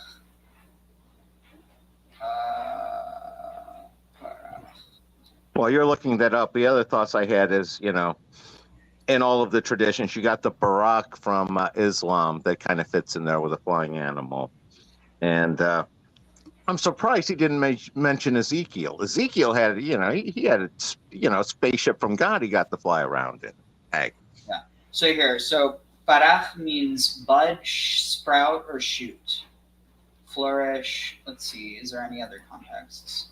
Baricha, hatch, also sprout, young of bird. Farhun. Maybe it's like connected to like the flying of a bird. I don't know. That like maybe it's like it shoots out. So it's almost kind of like how a rocket shoots out, you know, exhaust. That's the only thing I can think of, that it's sprouting. In essence, it's sprouting fire. But I mean, you know, in the case of a rock, break out. So it could be of leprosy and like eruptions. So that works for me. And again, I'm fine if you have a cool interpretation of a flying tower. I don't need more than that. Okay. I'm pretty sure by that context, though, if it's erupting or like, yeah, if it's like erupting like within a disease like setting, I wonder if that could actually just refer to a camel that spits. That it's erupting from its mouth. It's an erupting camel. It's a spitting camel. I don't know. Oh yeah. Well, another angle you could go there is kind of the volcano angle, where you have the you know, the top a little bit wider and the sprouting and shooting out and stuff. Yeah. It's always fun to come up with interpretations. Yeah. Let's see. Go back here. That kind of has a tower poking up out of the top that makes it taller than all the other letters. And then what the Gemara means is that Doeg could learn hundreds of laws just from the shape of that one letter when it's used in verses in the Torah. Another possibility he offers is that it could be Migdal Bavel, the Tower of Babel, which didn't fly, but I guess since the intention of it was for it to reach the heavens, then it could be called a tower that flies in the air, I guess. I don't know what kind of laws can be derived from the Tower of Babel, but I guess that's the point, that it would be impressive if someone could. Then Rashi says that in his opinion, it's talking about a type of freestanding wooden closet or cabinet that's placed at the entrance to another space, which is discussed in a Mishnah about Tumas oil, the ritual impurity that's transferred through being in the same physical space, like a room or a courtyard. So as far as I understand it, which is barely, the way this flying tower is being used here is as a space that's kind of its own space, but also kind of part of a larger space. So exploring it would help define the parameters of those laws. That third answer, the one that Rashi likes, seems to be the most... So it's a TARDIS. Even though it's the most normal and, dare I say, boring, I like it when the Talmud engineers very specific scenarios to test the limits of a legal concept. But according to Yad Rama, even this seemingly boring version requires an exciting twist. He seems to be of the opinion that, yeah, it's talking about the laws of transmitting ritual impurity through a shared physical space, but this wooden cabinet isn't just freestanding, it's floating, which seems to me like a way of literally air gapping this cabinet so that it's even more of an independent space within this larger space. But he says the only way for that to happen would be through using a miracle, or by using divine names, or by using magnets. So according to this, the tower that flies through the air is a wooden cabinet that floats miraculously, or through Kabbalah magic, or through magnetic levitation. But the Ben Ish Chai doesn't like this answer. He doesn't explain what the issue would be with the magnetic levitation and why he doesn't accept that. But with regard to the other options, he says that Jewish law wouldn't go into such detail about cases that could only be achieved through supernatural means. Instead, he starts talking about a technology that existed in his time, which he says is called Merkab al-Hwa, which in Arabic means something like air vehicle. Now, I can't say for sure exactly what technology he's talking about. He lived from 1835 to 1909, and the Wright brothers' first flight was in 1903. So maybe he could be talking about an airplane? Airship. But it seems more likely to me that he's talking about some sort of dirigible or airship. Yeah. The first powered and steerable airship was built and flown in 1852, and then the technology continued to grow from there. So it seems like the Ben Ish Chai is talking about an airship. And he says that even though this technology had been innovated in recent times, he says that early Torah flight was in air vehicle. He says it's called Merkab al-Hwa, which in Arabic means something like air vehicle. Innovated in recent times, he says that early Torah scholars definitely had access to this technology, even before the times of Doeg, and possibly all the way through the time of the Mishnah. But then this knowledge was lost and eventually re-innovated by the scholars of Europe. So according to this, the tower that flies through the air is a blimp. Hey there, blimpy boy, flying through the sky so fancy-free. But the most exciting revelation here is the idea that ancient Torah scholars already had aeronautic technology 2,000 years before it was officially invented, which is very cool. So when I found that, I was stuck for a long time on the Arabic. Fortunately, I have very smart friends who were eventually able to help me out with that. But before they did, I tried digging around for anything on the internet where somebody discusses that to see if I could try and piece it together and get some insight. And while I was digging around, I found a forum thread discussing another fascinating thing from the Ben Ish Chai, which maybe I'll get into in a future rabbit hole. And then someone on that thread mentioned this thing about airships, and in response to that, someone posted a link without any explanation. So I clicked on it, of course, and whoa. It's a commentary from Eunice and Abeshitz, and maybe you've heard about it before, but I hadn't, and I thought it was extremely cool. He was Abeshitz. I forget if he was the one who was accusing people, or let's see, Abeshitz. Yeah, I'm pretty sure he was a Sabbatean. I was going to say, I thought at first he said ape shit, but yeah. In 1724 in Prague, he was suspected of being a Sabbatean. Despite denouncing the Sabbatean movement on Yom Kippur, the accusations continued. Therefore, in 1736, Abeshitz was not only appointed Dayan, which means judge, or kind of like it's a leader of Prague and not chief rabbi. He became rabbi of Metz in 1741, and in 1750 he was elected rabbi of the three communities Altona, Hamburg, and Vansbeck. Let's see, Sabbatean controversy. Abeshitz was again accused of his secret Sabbatean beliefs, following a suspicion that he had issued amulets recognizing the messianic claims of Shabbatai Tzvi. The controversy started when Yaakov Emden found connections between the Kabbalistic and homiletic writings of Abeshitz with those of the Sabbatean Judah Leib Prosnetz, whom Abeshitz knew from his days in Prosnetz. Rabbi Jacob Emden accused him of heresy. The majority of the rabbis in Poland, Moravia, and Bohemia, as well as the leaders of the three communities, supported Abeshitz. The accusation was utterly incredible. But anyway, it turns out, I think after his death, they ended up finding. All right, let's see. From what you're saying, I've never heard of him before. He sounds like a stepping stone from Sabbatai Z to Frankism. Okay. In 1760, the quarrel broke out once more when some Sabbatean elements were discovered amongst the students of Abeshitz yeshiva. At the same time, his younger son, Wolf Jonas Abeshitz, presented himself as a Sabbatean prophet and was close to several Frankists, with the result that the yeshiva was closed.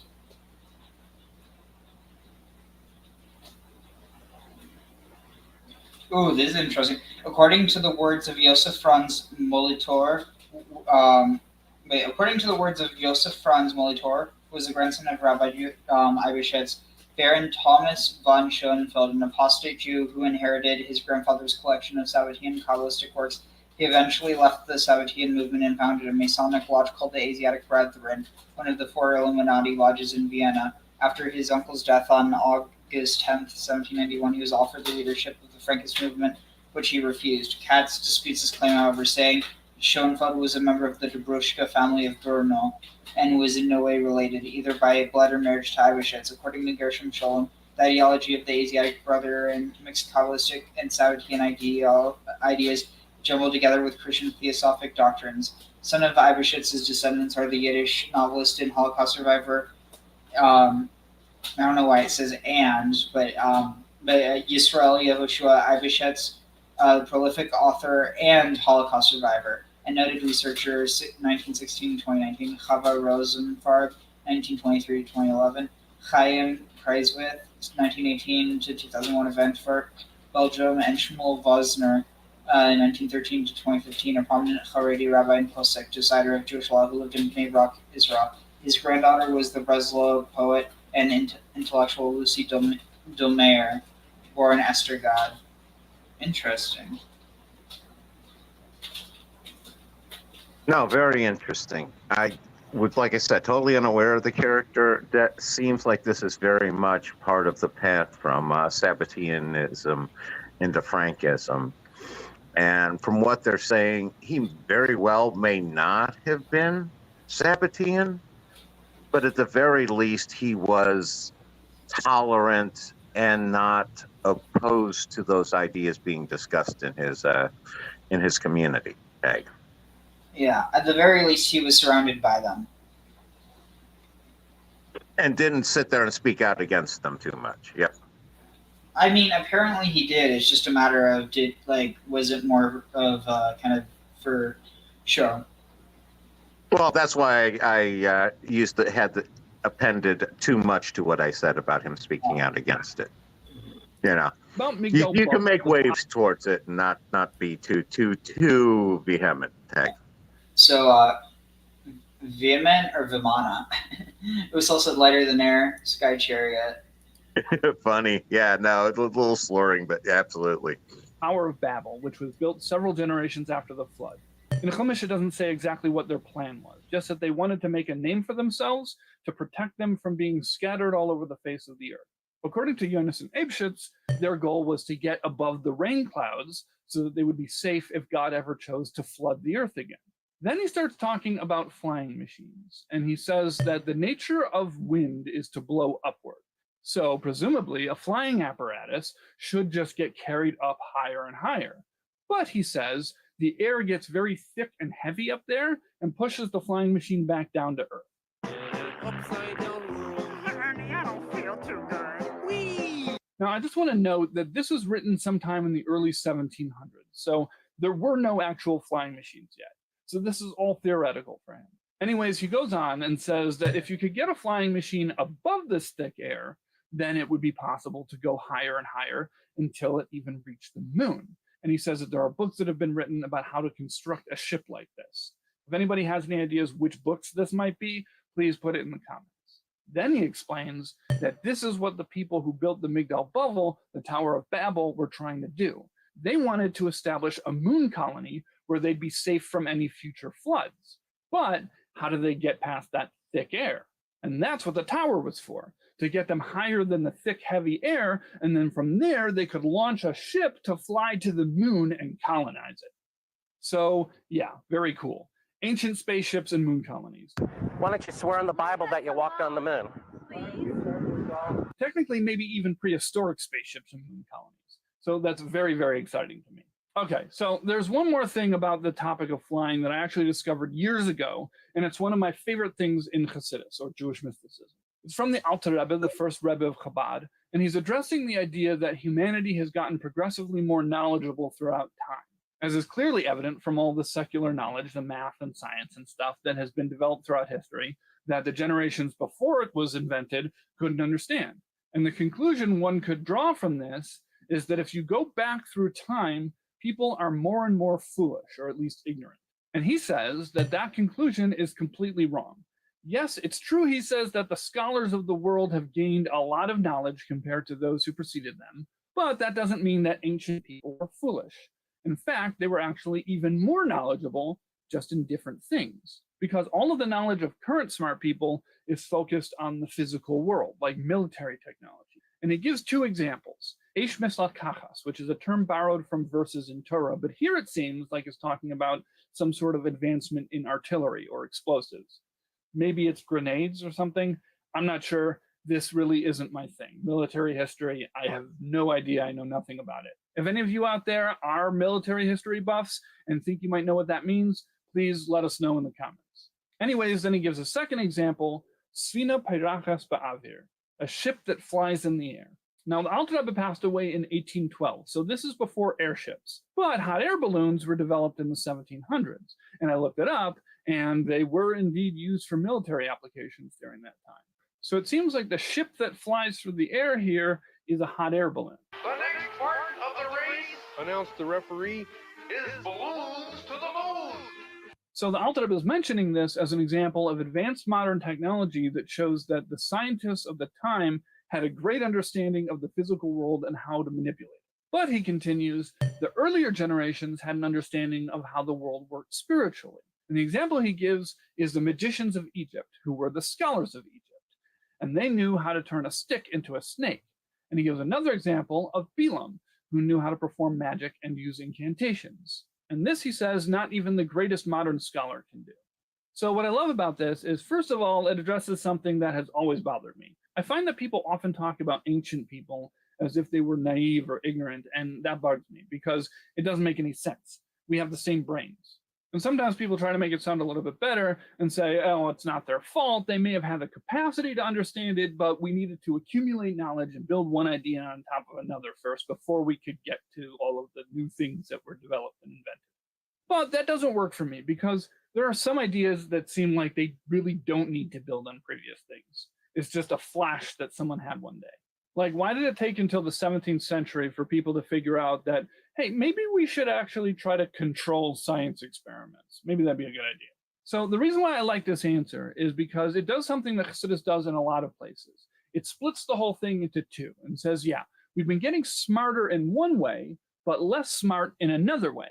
So I always love it when Chassidus pulls that trick of splitting an idea into two. But in this case, I particularly like it because it gives us a way to appreciate what we have that people before us didn't, but at the same time understand that we have our own blind spots. And also it presents the possibility that maybe looking at things in a way that might seem outdated or even obsolete could actually give us insight into the world that we wouldn't otherwise be able to understand.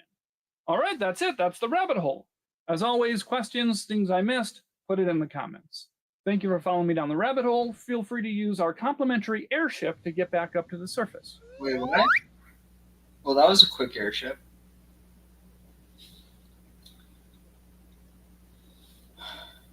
Wow, that was interesting. Yeah, no, you hit on something that with some combinations of ideas that are definitely I need to explore more. And that's the idea of the Tower of Babel as of Vamana suffering from failure to launch. And when you tie that into the idea of the motivation was a moon colony, which ties into the idea of, Sin, moon god of Haran. It's like, yeah, there are definitely some ideas there I need to explore a little more. Okay.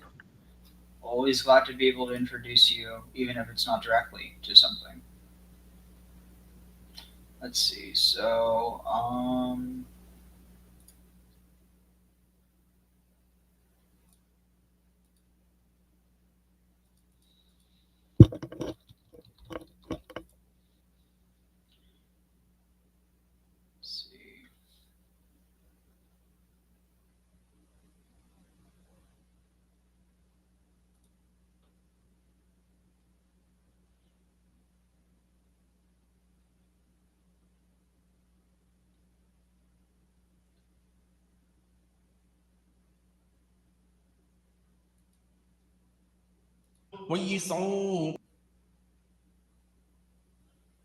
So I guess he's still uploading it now, so we'll just start here.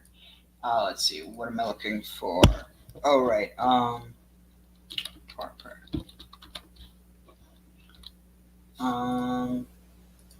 actually, I almost forgot.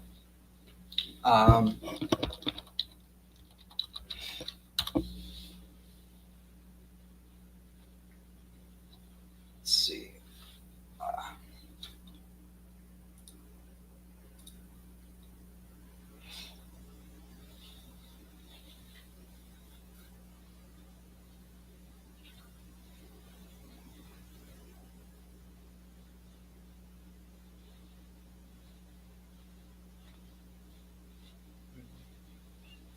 Let's see while I'm doing this.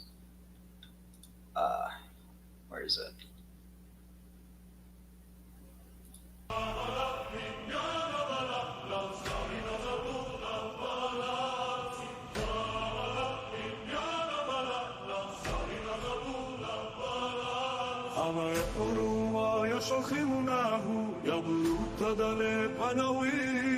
بحرب ملوحة قد سمري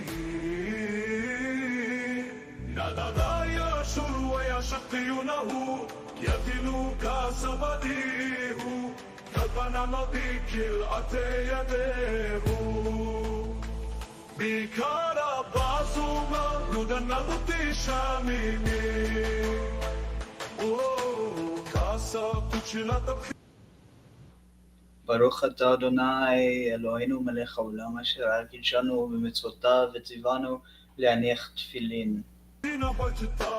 كربنا لتنؤتيرة أبكد يقح بحمريبة يسك بمسكيه كما يبد ويشير منزلات مبعد نائمي يشير بعسير تبقالي أقبل بتزالي رتي تسفني يتمير بلو بناتيه ينو بدرايا بالتعالي أقبل طلايا بالتريب بدو يدعى لما كلاتك نياتي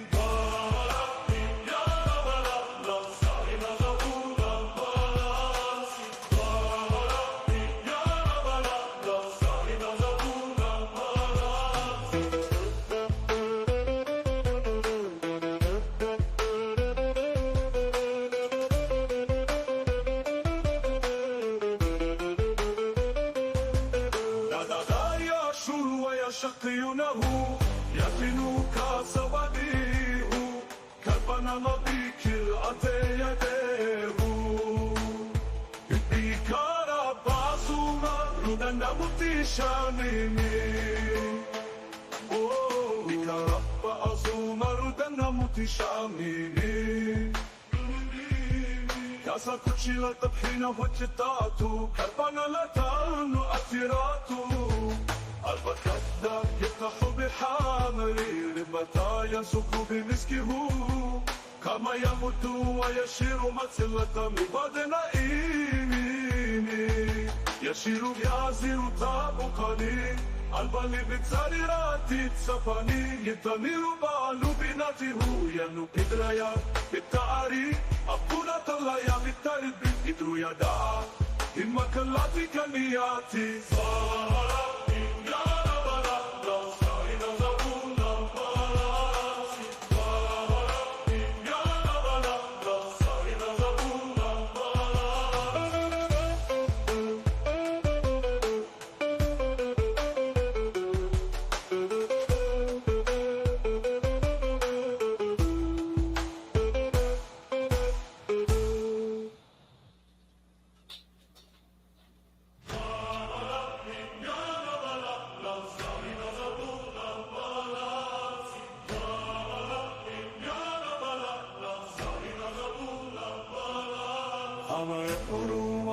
شخيمناه يبلو تدلي بنويه بحرب ملوحة قد سمري نادى يشر ويشقيونه يدلو كسبديه كالبنا نضيك الأتي يديه بكار bazuma Yudana mutisha mimi Casa kuchila tabhina bajtatu Karbana latanu atiratu Abakada yaqahu bihamri Bata yamsuku bimiskiu Kama yabudu wa yashiru Manzilata mibad naimi Yashiru bi'asiru tabukali Albali bitzani ratit sapani Itamiru balu binatihu Yanu bidraya bita'ari Akuna talaya bitaribi Bidru yada'a Himma kallati kaniyati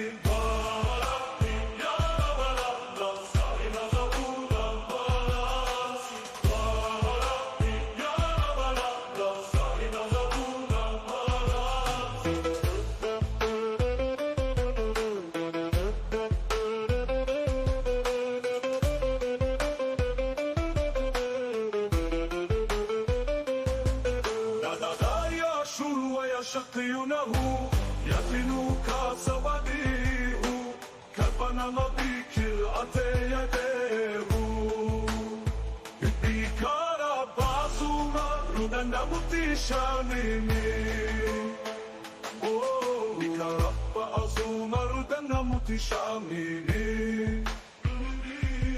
كاسا كوتشيلا تبحينا وجتاتو كبنا لتانو أثيراتو البكدا يقح بحامري ربتا ينسك بمسكه كما يموت ويشير مثلة مباد نائميني يشير يازر تابقني البالي بتساريرات تسفني يتمير بالو بناته ينو قدريا بالتعري أبونا طلعيا بالتالب إدرو يدا إما كلاتي كنياتي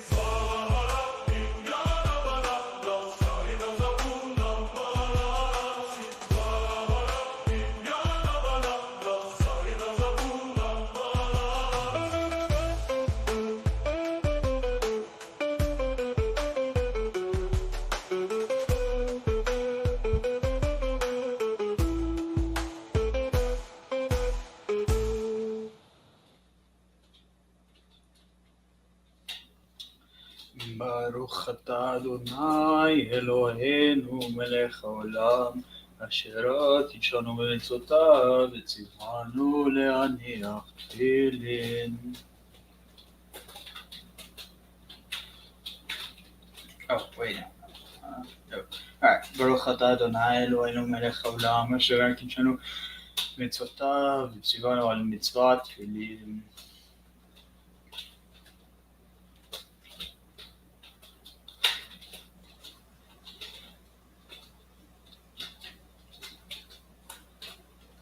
Shema Yisrael Adonai Eloheinu Adonai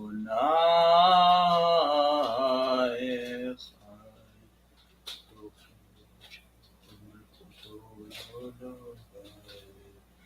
ואהבת את אדוני אלוהיך בכל לבבך ובכל נפשך ובכל מיותיך והיו הדברים האלה אשר אנוכי מצווך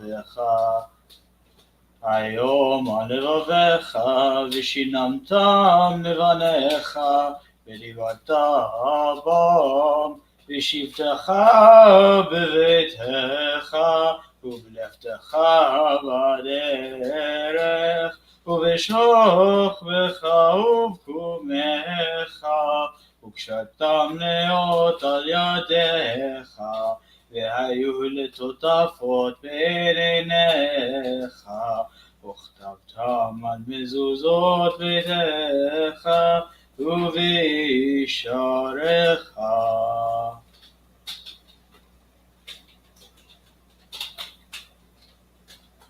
Alright.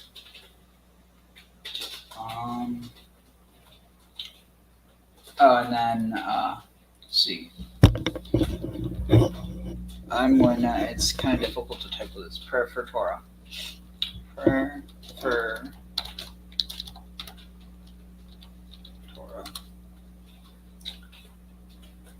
How do you like my shin wrap? Nice. It looked like you were, getting ready for battle. This might hinder your ability to battle. You could definitely do this. This would work, but beyond that, I don't know. Well, I thought having God on your side would help your ability to battle, and that was the point. So. Well, no, but you're more support. You're more support troops at that point. You're not really in the battle. You're kind of like in the. You're basically like support. Okay. Yeah. All right. Let's see. So, here. Baruchu et Adonai hamevorach. Baruch Adonai hamevorach leolam vaed.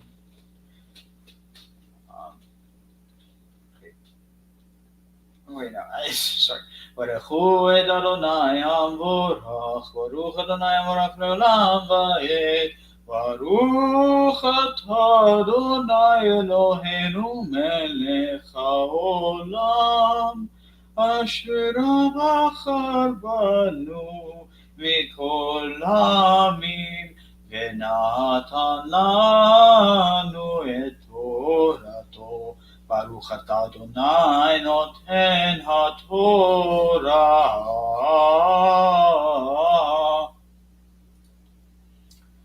So I'm going to speed this up, and I'll read the first bit, see how much I can. All right, here.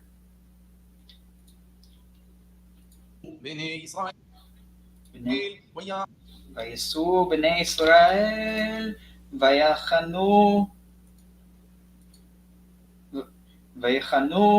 בערבות מואב מעבר לירדן ירחו. וירא בלק בן ציפור את כל אשר עשה ישראל לאמורי, ויגר מואב מפני העם מאוד, כי רבו ויקץ מואב מפני בני ישראל. ויאמר מואב אל זקני מדיין, עתה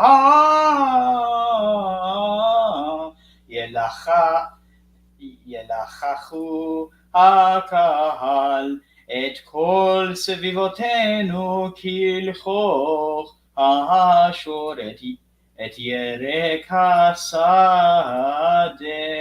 ובלק בן ציפור מלך למואב בעת ההיא, וישלח מלאכים אל בלעם בן באור בתורה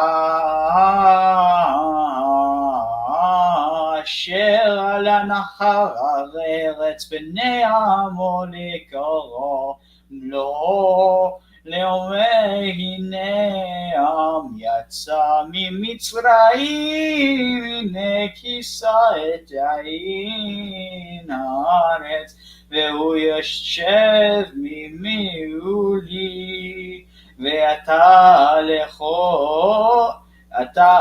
לך נערה לי את העם הזה, כי תצומו ממני, אולי אוכל נחה בו ואגרשנו מן הארץ, כי ידעתי את אשר תברך. מבורך ואשר תאו יואר, וילכו לזקני מואב וזקני מדיין, ומכסים לידם, ויבוא אל בלעם וידברו אליו דברי בלק, ויאמר עליהם לינו פה הלילה, והשיבותי אתכם דבר כאשר ידבר אדוני אלי.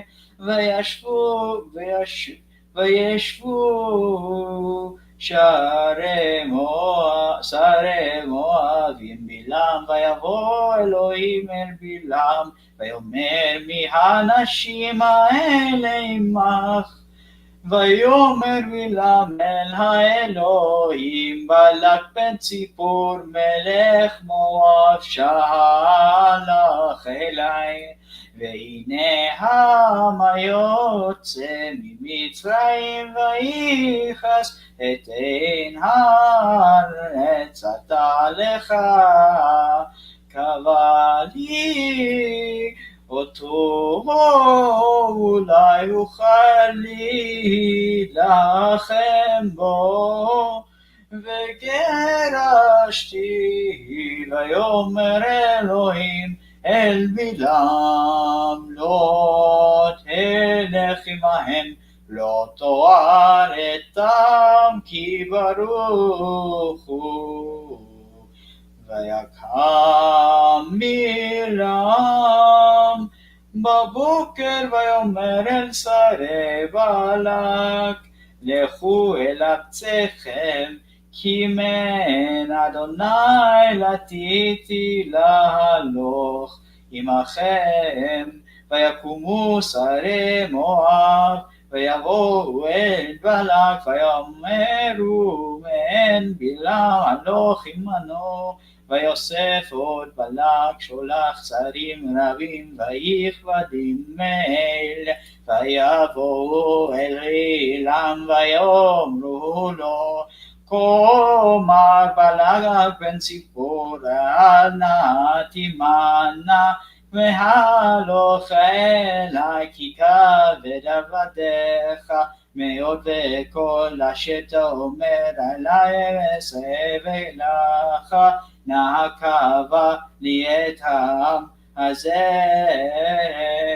ויען בלעם ויאמר אליו, בלק, אם ייתן לי בלק מלוא ביתו כסף וזהב, לא אוכל לעבור את פי אדוני אלוהי, לעשות קטונה או גדולה, ועתה שבו נא בזה גם אתם הלילה, וידע מה יוסף אדוני דבר עמי. ויבוא אלי אלוהים אל בלעם לילה, ויאמר אלוהים לקרוא לך, באו אנשים קום לך איתם, ואחד הדבר אשר אדבר אליך אותו תעשה.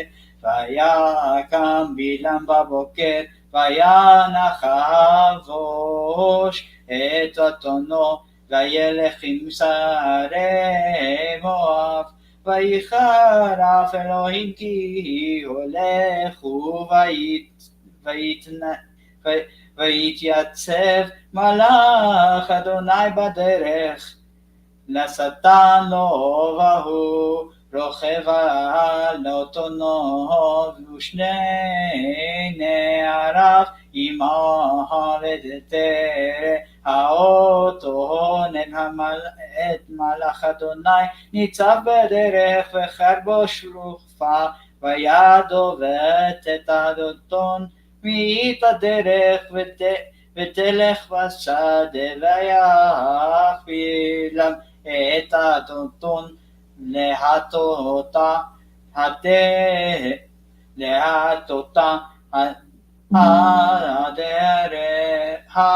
הדרך, ויעמוד מלאך אדוני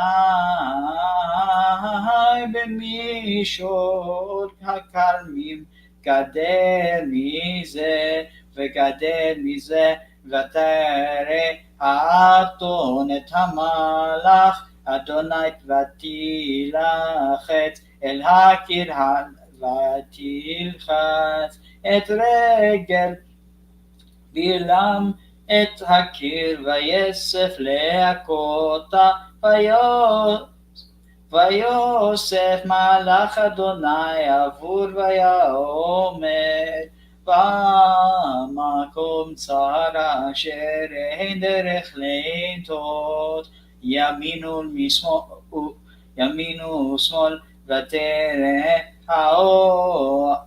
האתון. ואת מלך אדוני ותירבץ תחת בלעם, ויחרף בלעם ויחת האתון במקל. ויפתח אדוני את פי האתון, ותאמר לבלעם, מה עשיתי לך, כי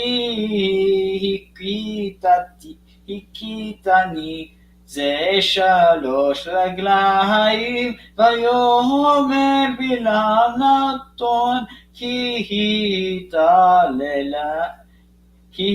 התעלת, ואילו יש חרב בידי, כי אתה הרגתיך. ותאמר האתון אל בלעם, הלא אנוכי אתונך אשר רכבת עלי מעודך עד היום הזה, הסכן הסכנתי לעשות לך כה. ויאמר לו, ויגל אדוני את עיני בלעם, וירא את מלאך אדוני ניצב בדרך וחרבו שלופה בידו, ויקוד וישתחו לעפעף. ויאמר אליו מלאך אדוני, על מה הכית את אתונך זה 3 רגלים?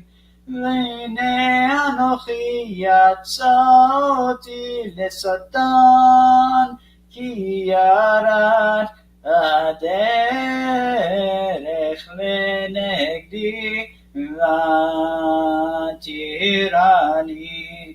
אתון ותד לפני זה 3 רגלים, ולננה מפני, כי אתה גם אותך הרגתי והותחתי. ויאמר בלעם אל מלאך אדוני, חטאתי כל לא ידעתי, כי אתה ניצב לקראתי בדרך, ואתה אמרה בעיניך שובה לי. ויאמר מלאך אדוני אל בלעם, לך עם אנשים ואפס את הדבר אשר אדבר עליך אותו תדבר. וילך בלעם יצרה בלק, וישמע בלק כי בא בלעם, ויצא לקרוא אותו אל מואב אשר על גבול ארנון, אשר בקצה הגבול. ויאמר בלק אל בלעם, הלא שלוח שלחתי אליך לקרוא לך, למה לא הלכת אליך? אתה יכול וכדבר ממואב הדבר אשר ישים אלוהים בפי אותו אדבר. וילך בלעם עם בלק ויבואו קריית חוצות, וישבח בלק בקר וצאן, וישלח לבלעם ולשרים אשר איתו, ויהיו בבוקר ויקח בלק את בלעם ויעלהו במות פעל,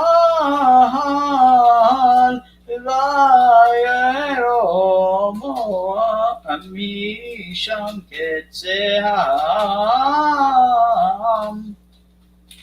Interesting, Bamot Baal. I wonder what the Bamot Baal are, the heights of Baal. Maybe it's literally referring to the high places of Baal. Is that how you would understand it? Yeah, I would think the mountains of Lebanon. That's what immediately comes to mind, what they're talking about there. Well, but we're talking about Jordan. This is in the region of Jordan. Okay. I mean, keep in mind, Baal was worshipped in many places. And if it's referring to the Bamot, the high places, it could literally be referring to these high places that are erected all around. Yeah, no, it could be whatever high place happens to be around, or it could be referring to a great high place over in Lebanon. It could be all, again, it can always refer to both at the same time. I mean, the only reason why I think that it's probably not referring to Lebanon is because, this is all happening between Jordan and the Sinai. And it's like it brought him up to the heights of Baal, and he saw from there the edge of the people. I mean, I think it would be kind of a stretch if it was Lebanon, being able to see all the way over there. Yeah, no, it's one of those. I'm pretty agnostic on this one. I'm one way or the other. I'm not willing to sign on or sign off on necessarily anything. That's all. That's fair. But yeah, that part reminds me of this.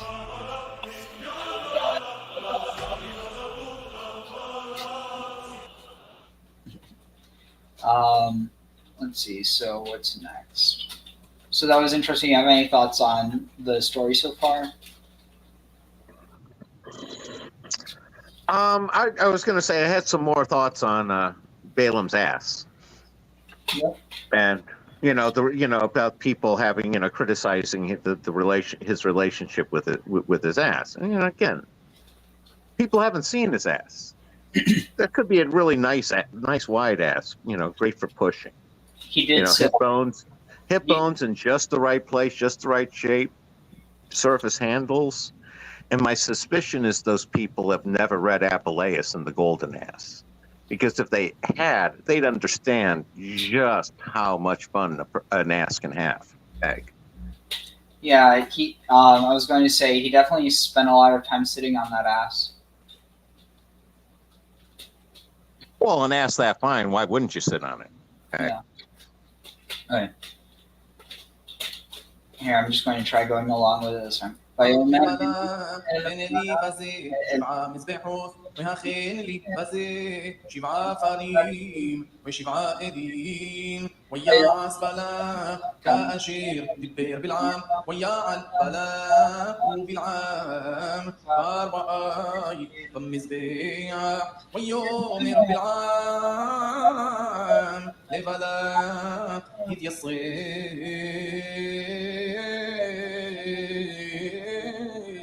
على عولتيخا وإلخا مولاي يبقى أدوني تخافي ودبار ما يرقيني بهجادتي لا ويلخ شافي ويقار إلهيم البلعام ويومر إلاو F7 5 بحوث عراختي. Interesting, the 7 altars. Shiva. مزبيع وياسم أدوناي جبار في العام ويومر شوف البلاء ويخوف يدبر ويشوف إله وهنين الصاف على عولته ويخل سري مؤاف ويسامي شلو ويومر من أرام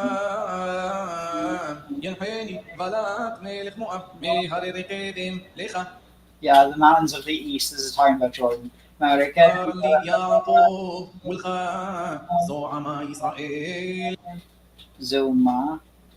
Interesting. ما إخطوف لو قبوئل وما إزعوم لو زعام أدوناي يمروش سوريم إرنو Kimerosh Surim. مجبعوث أشورين Ashurenu. Ashurenu. Do I? Interesting. Ashurenu. Hey. لبذات يشكون وبقويم لو يتحشم ميمنا عفار يعقوب ومسبار يتروفع إسرائيل تموت نفسي موت يشاريم وثي أحريتي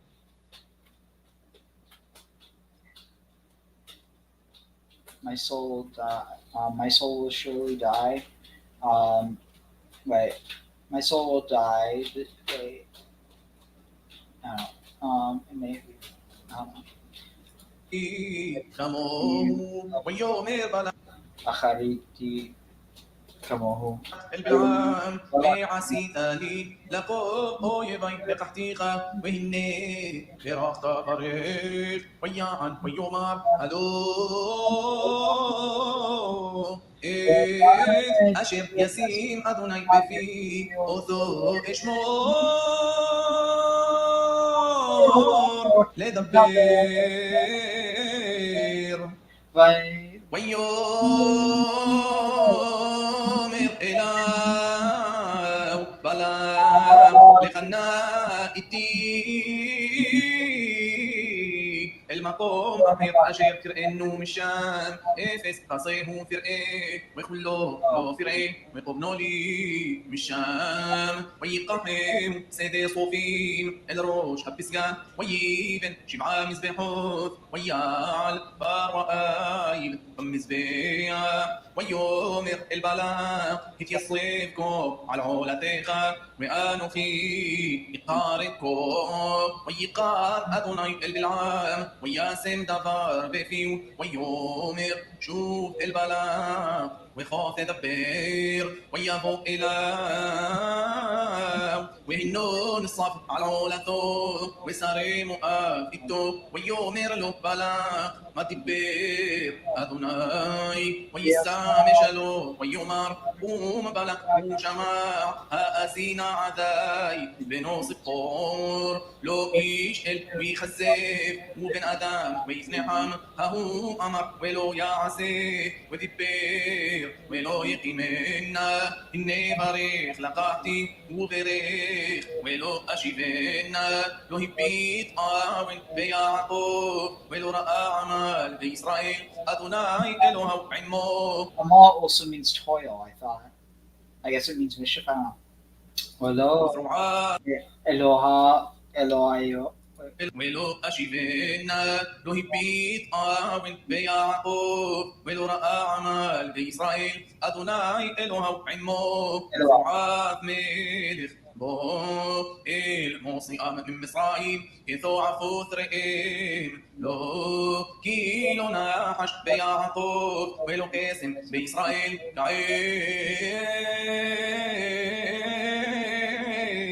يأمر ليعقوب ولإسرائيل مبعال هنعم الذي يقوم وخاري يتنسى لو يشرب عد يوخال طرف وإذا حلالين يشتي ويومر بلق البلعام جنبه لو في قوفنو جنباريخ لو في باريخنو ويعن بالعام ويومر البلق هلو دباتي إليخ لمور قول أشر يدبر أدوناي أوثو عيسين ويومر بلق البلعام لخنا إقاح خا المقوم أحير ولا يشر بعينيها إلوين يقبوثوا لي بالشام ويقاح بلق البلعام روش حبيعور النشقاف.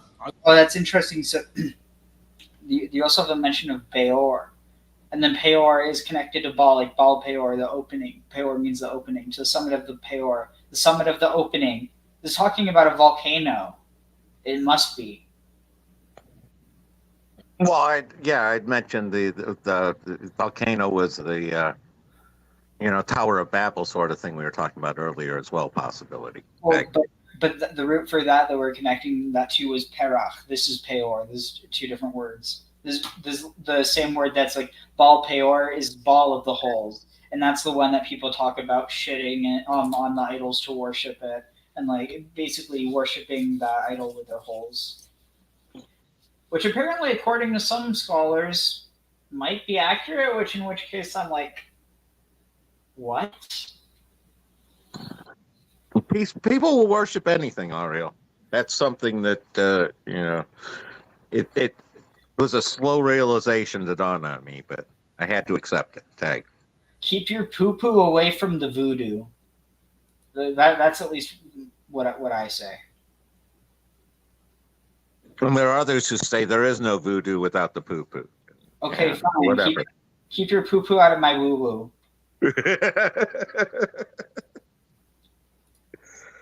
Exactly. Keep your poo-poo out of my hoo-hoo as well. Yep. Hey, what you do in the bedroom and your private time is up to you. I'm just saying keep your poo-poo out of my woo. Well, then again, I guess you wouldn't have woo without poo, so. I was going to say, Aleister Crowley would argue with you. Tag. True. All right. Balaam Rosh HaPeor HaNishkaf Al Pnei HaYishimon. بني هيشيمون ويومر بلعم البلام بين لي بزي شبعة مزبحوث وياخين لي بزي شبعة خريم وشبعة إليم ويا عاس بلاق يا أشير أمر بالعم ويا عال بار وحايل ومزبيح. This is genuinely interesting. This is probably, I'm going to be honest, this is probably one of my favorite parshas. I don't know why. It's interesting. You got a whole different perspective. Shoot, does he have any more out since? Yikesers 22-23. I don't know. Come on. Oh, 8 minutes ago. Wait, 24? Here. Perfect. Vayala Bilam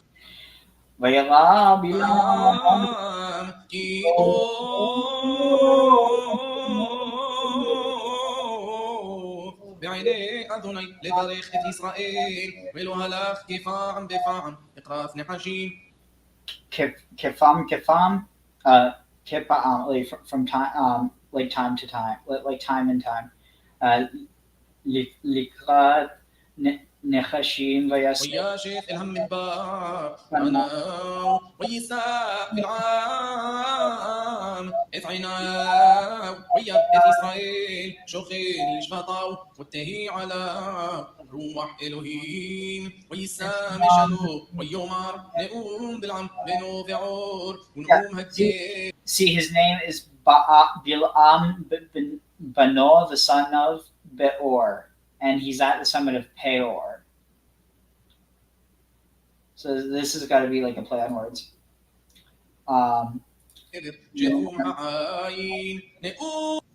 With a perceptive eye. I think this might be the tradition where he only had one kai comes from because he had a perceptive eye, not perceptive eyes.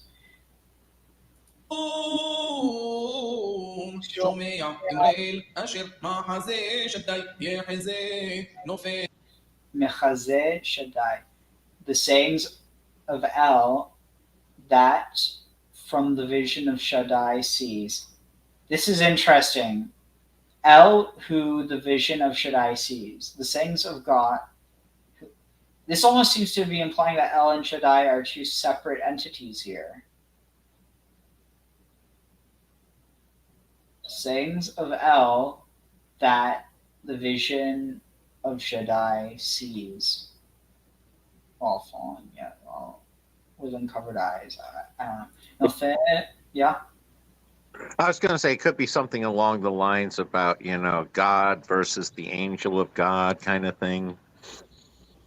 The other one I thought of, like the Eye of Balaam and the Isle of Balor from Celtic mythology. Again, the thought occurred to me. I don't think there's a connection, but yeah. Okay. Interesting. Maybe people just like having eyes of, maybe it's like eyes and balls, eyeballs. Yeah, especially eyeballs with power in them. Yep. Okay. Yeah, you can go to Odin for that as well.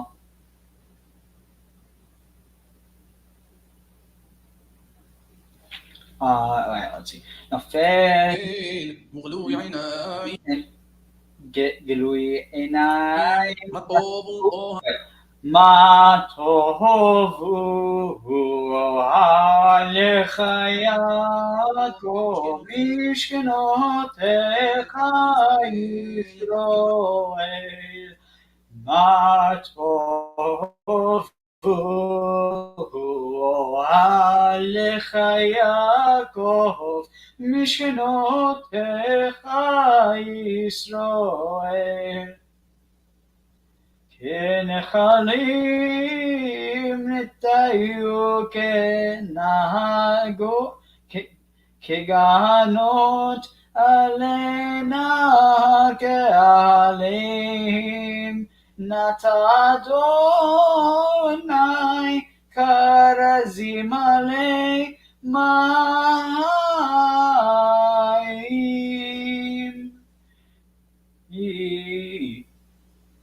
Mato Yizal Mahim Midala Vezarao B'mayim Rabim Vayarom Me'agav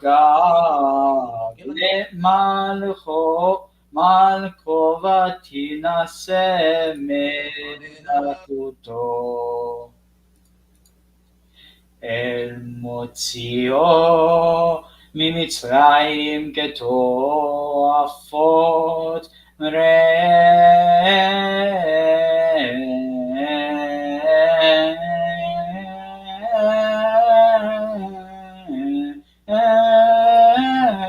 לא יאכל גויים צרה ועצמותיהם יגרם ויצאיו ימחץ קרא שכב כארי וכלביה מי קימנו מברכך ברוך ואורך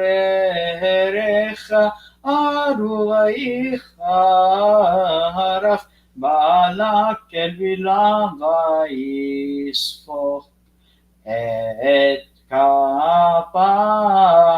ויאמר בלק אל בלעם לקובוי וקראתיך והנה ברכת ברך זה 3 פעמים ואתה ברך לך אל מקומך אמתי כבדך והנה מעל מנחה אדוני מכבוד ויאמר בלעם אל בלק הלא גם אל מלאכיך אשר שלחת אלי דיברתי לאומר עמי תני בלק מילו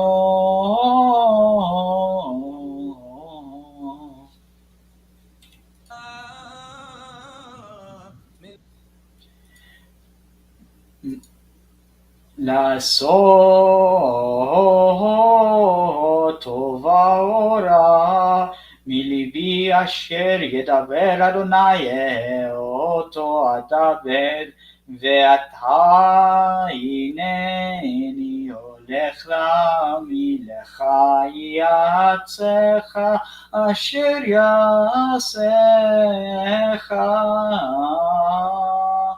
יעשה העם הזה למך באחרית הימים ויישא משלו ויאמרו נאום מלבנו ואור ונאום הגבר שתום העין נאום שומע אמרל וידעת עליון מחזה שדי ויחזה נופל וגלוי עיניים אלינו ולא אתה אשורנו ולא קרוב דרך כוכב מיעקב. So it's interesting here. Here you have he took the say. Oh, where is it? The sayings of El and the one who knows the knowledge of Elyon and who sees the vision of Shaddai.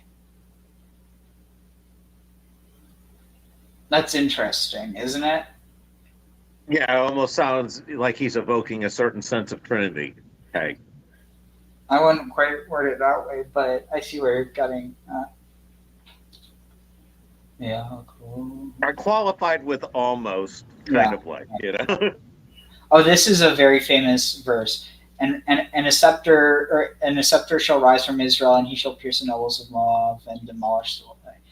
וקם שבט מישראל ומחת פאבי מואב וקרקע כל בני שת. And will demolish the walls of all the children of Set. Interesting. והיה אדום ירשע והיה ירשע שעיר אויב היה וישראל עושה חיל וירד מיעקב והביא שריר מאיר ויראו את עמלק ויישא משלו ויאמר ראשית גויים עמלק ואחריתו עדי עובד ויראו את הקני ויישא משלו ויאמר איתן ושכבך ושים בסלע קינך כי אם יהיה לבאר קין אדמה שוט ישבך ויישא משלו ויאמר אוי מי יחיה משומו עצים ויד כתים וינו אשור וינו עבר וגם הוא עדי עובד ויקם בלעם וילך וישב למקמו וגם בלק הלך לדרכו. All right, we're almost done, thank God. Let's see.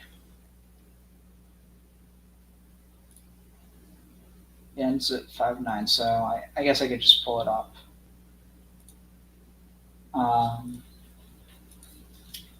Oh, I definitely need to drink water.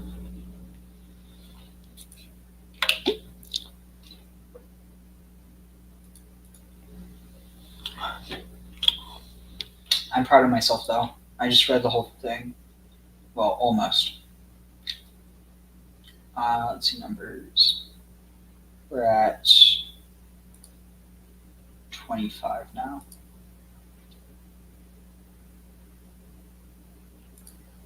All right, here we go. וישב ישראל בשיטים ויחל העם לזהנות אל בהנות מואב ותקרן להם לזבחי אלוהיהן ויאכל העם וישתחוו לאלוהיהן ויצמד ישראל לבעל פאור ויחר אף יהיה אדוני בישראל ויאמר אדוני אל משה קח את כל ראשי העם והוקע אותם לאדוני נגד השמש וישוב חרון אף אדוני מישראל ויאמר משה אל שופטי ישראל הרגול איש אנשיו הנצמדים לבעל פאור והנה איש מבני ישראל בא ויקרב אליך ואת המדיינים לעיני משה ולעיני כל עדת בני ישראל והמה בחוטי פתח אוהל מועד וירא פנחס בן אלעזר בן אהרון הכהן ויקם מתוך העדה ויקח רומח בידו ויבוא אחר איש ישראל אל הקובה וידקור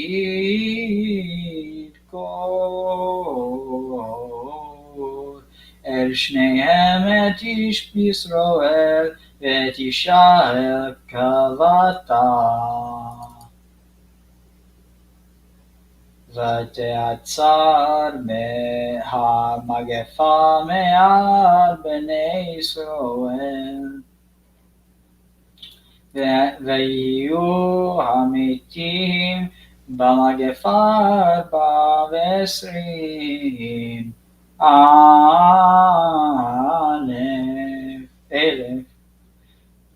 So that's interesting. It's kind of dark at the end. What's interesting is notice this word that it has for the chamber is kuba. I wonder if it shares a root with Kaaba. It's a large vaulted tent. I'd be a little bit surprised if there wasn't any connection. Tag.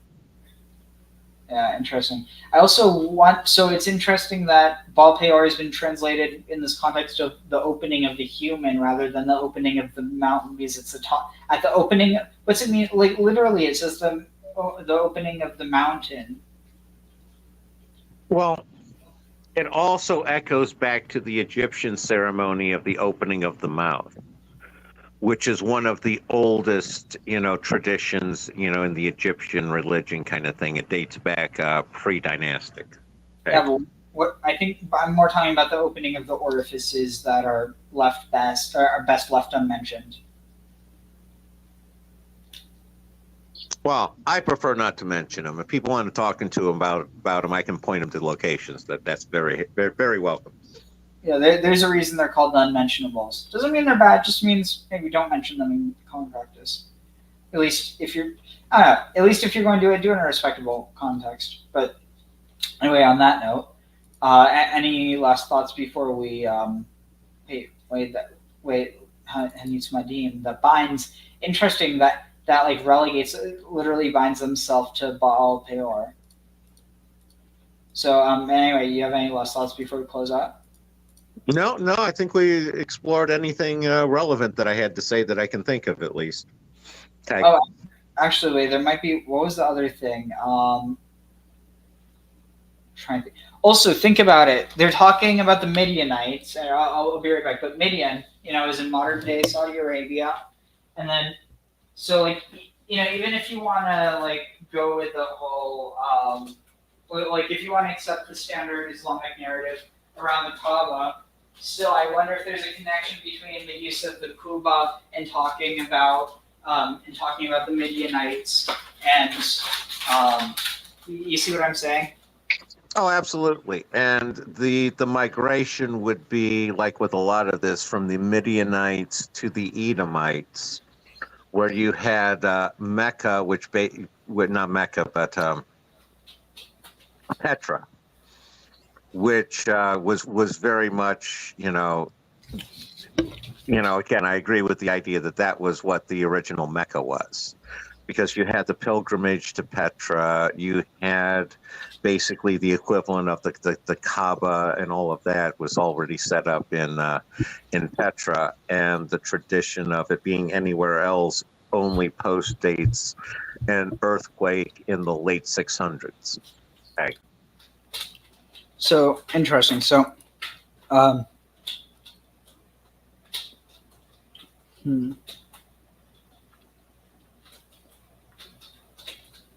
See, so the root is let's see, Kuba.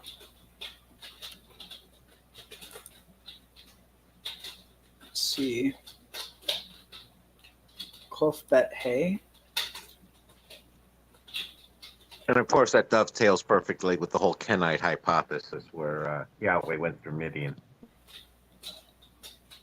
Let's see, Kuba, Tent of Honor, Kababu Shield. This refers to the vault like on top, and it doesn't necessarily exclude the Kaaba because it could. Does it have a vaulted top?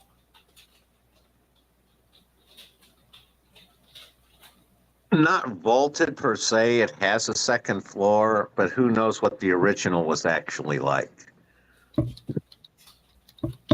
It is a tent, though. Okay. Let's see. Interesting. So it's from the root kab, which could potentially be connected to this. Where is it? Cab, a measure of capacity, only dry measure. It's a quarter, or wait, no, a quarter kav is the size of. And then Kuba is apparently derived from that. I wish there was more discussion of that. Is there any keva stomach? Yeah, I don't. That quarter could easily have some correspondence to the four corners. Okay.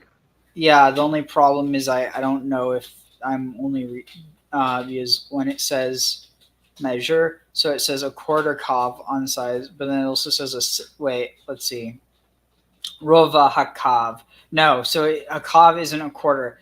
Rova hakav is a quarter kav. That's what I was thinking it is. Unfortunately, so it doesn't really help us for the sake of this.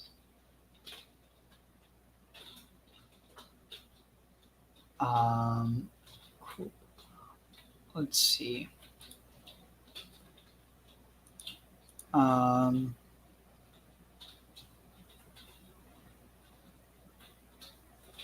wonder if Kuba has a different meaning.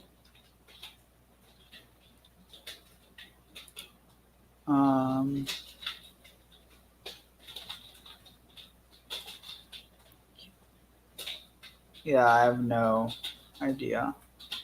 But it's definitely worth. I mean, at the very least, this idea of a vaulted or honored tent of honor, that does make sense for the Kaaba.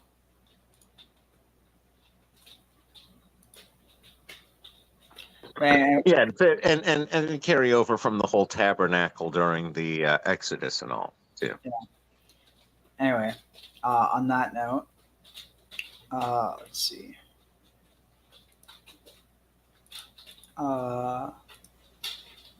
Wait, where is it?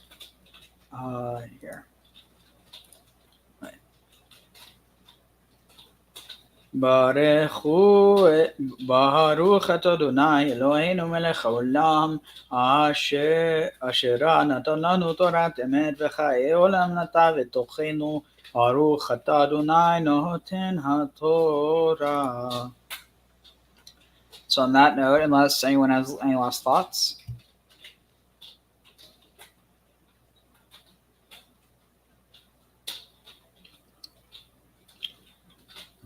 Well, I don't have any, so unless you have any, Graham. No, well, no last thoughts on anything here. I got lots of thoughts on other stuff. So, any thoughts on anything that's like relevant, not necessarily directly, but like? I was gonna say, just was thinking it's been a while since I've read Apuleius. That's all. It was fun as always, Ariel. Thanks. Definitely. I feel like there was something that I was going to say, but I don't remember now. What was it I was just reading? It was about, what was it where, yeah, I legitimately don't remember. If it's important, I'll come back. Anyway, on that note, Want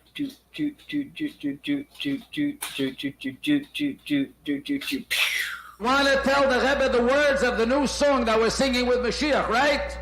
So I'm just going to read him. Am Yisrael, have no fear. Moshiach will be here this year. We want Moshiach now. We don't want to wait. Okay?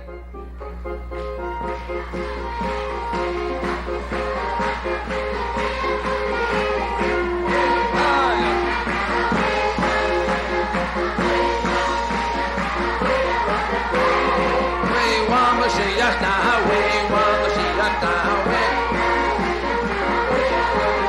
Oh yeah, Am Yisrael, have no fear. Moshiach will be this year. Am Yisrael, have no fear. Moshiach will be here this year. We want Moshiach now. We want Moshiach now. We don't want to wait. We want Moshiach now. Moshiach now. We don't want to wait.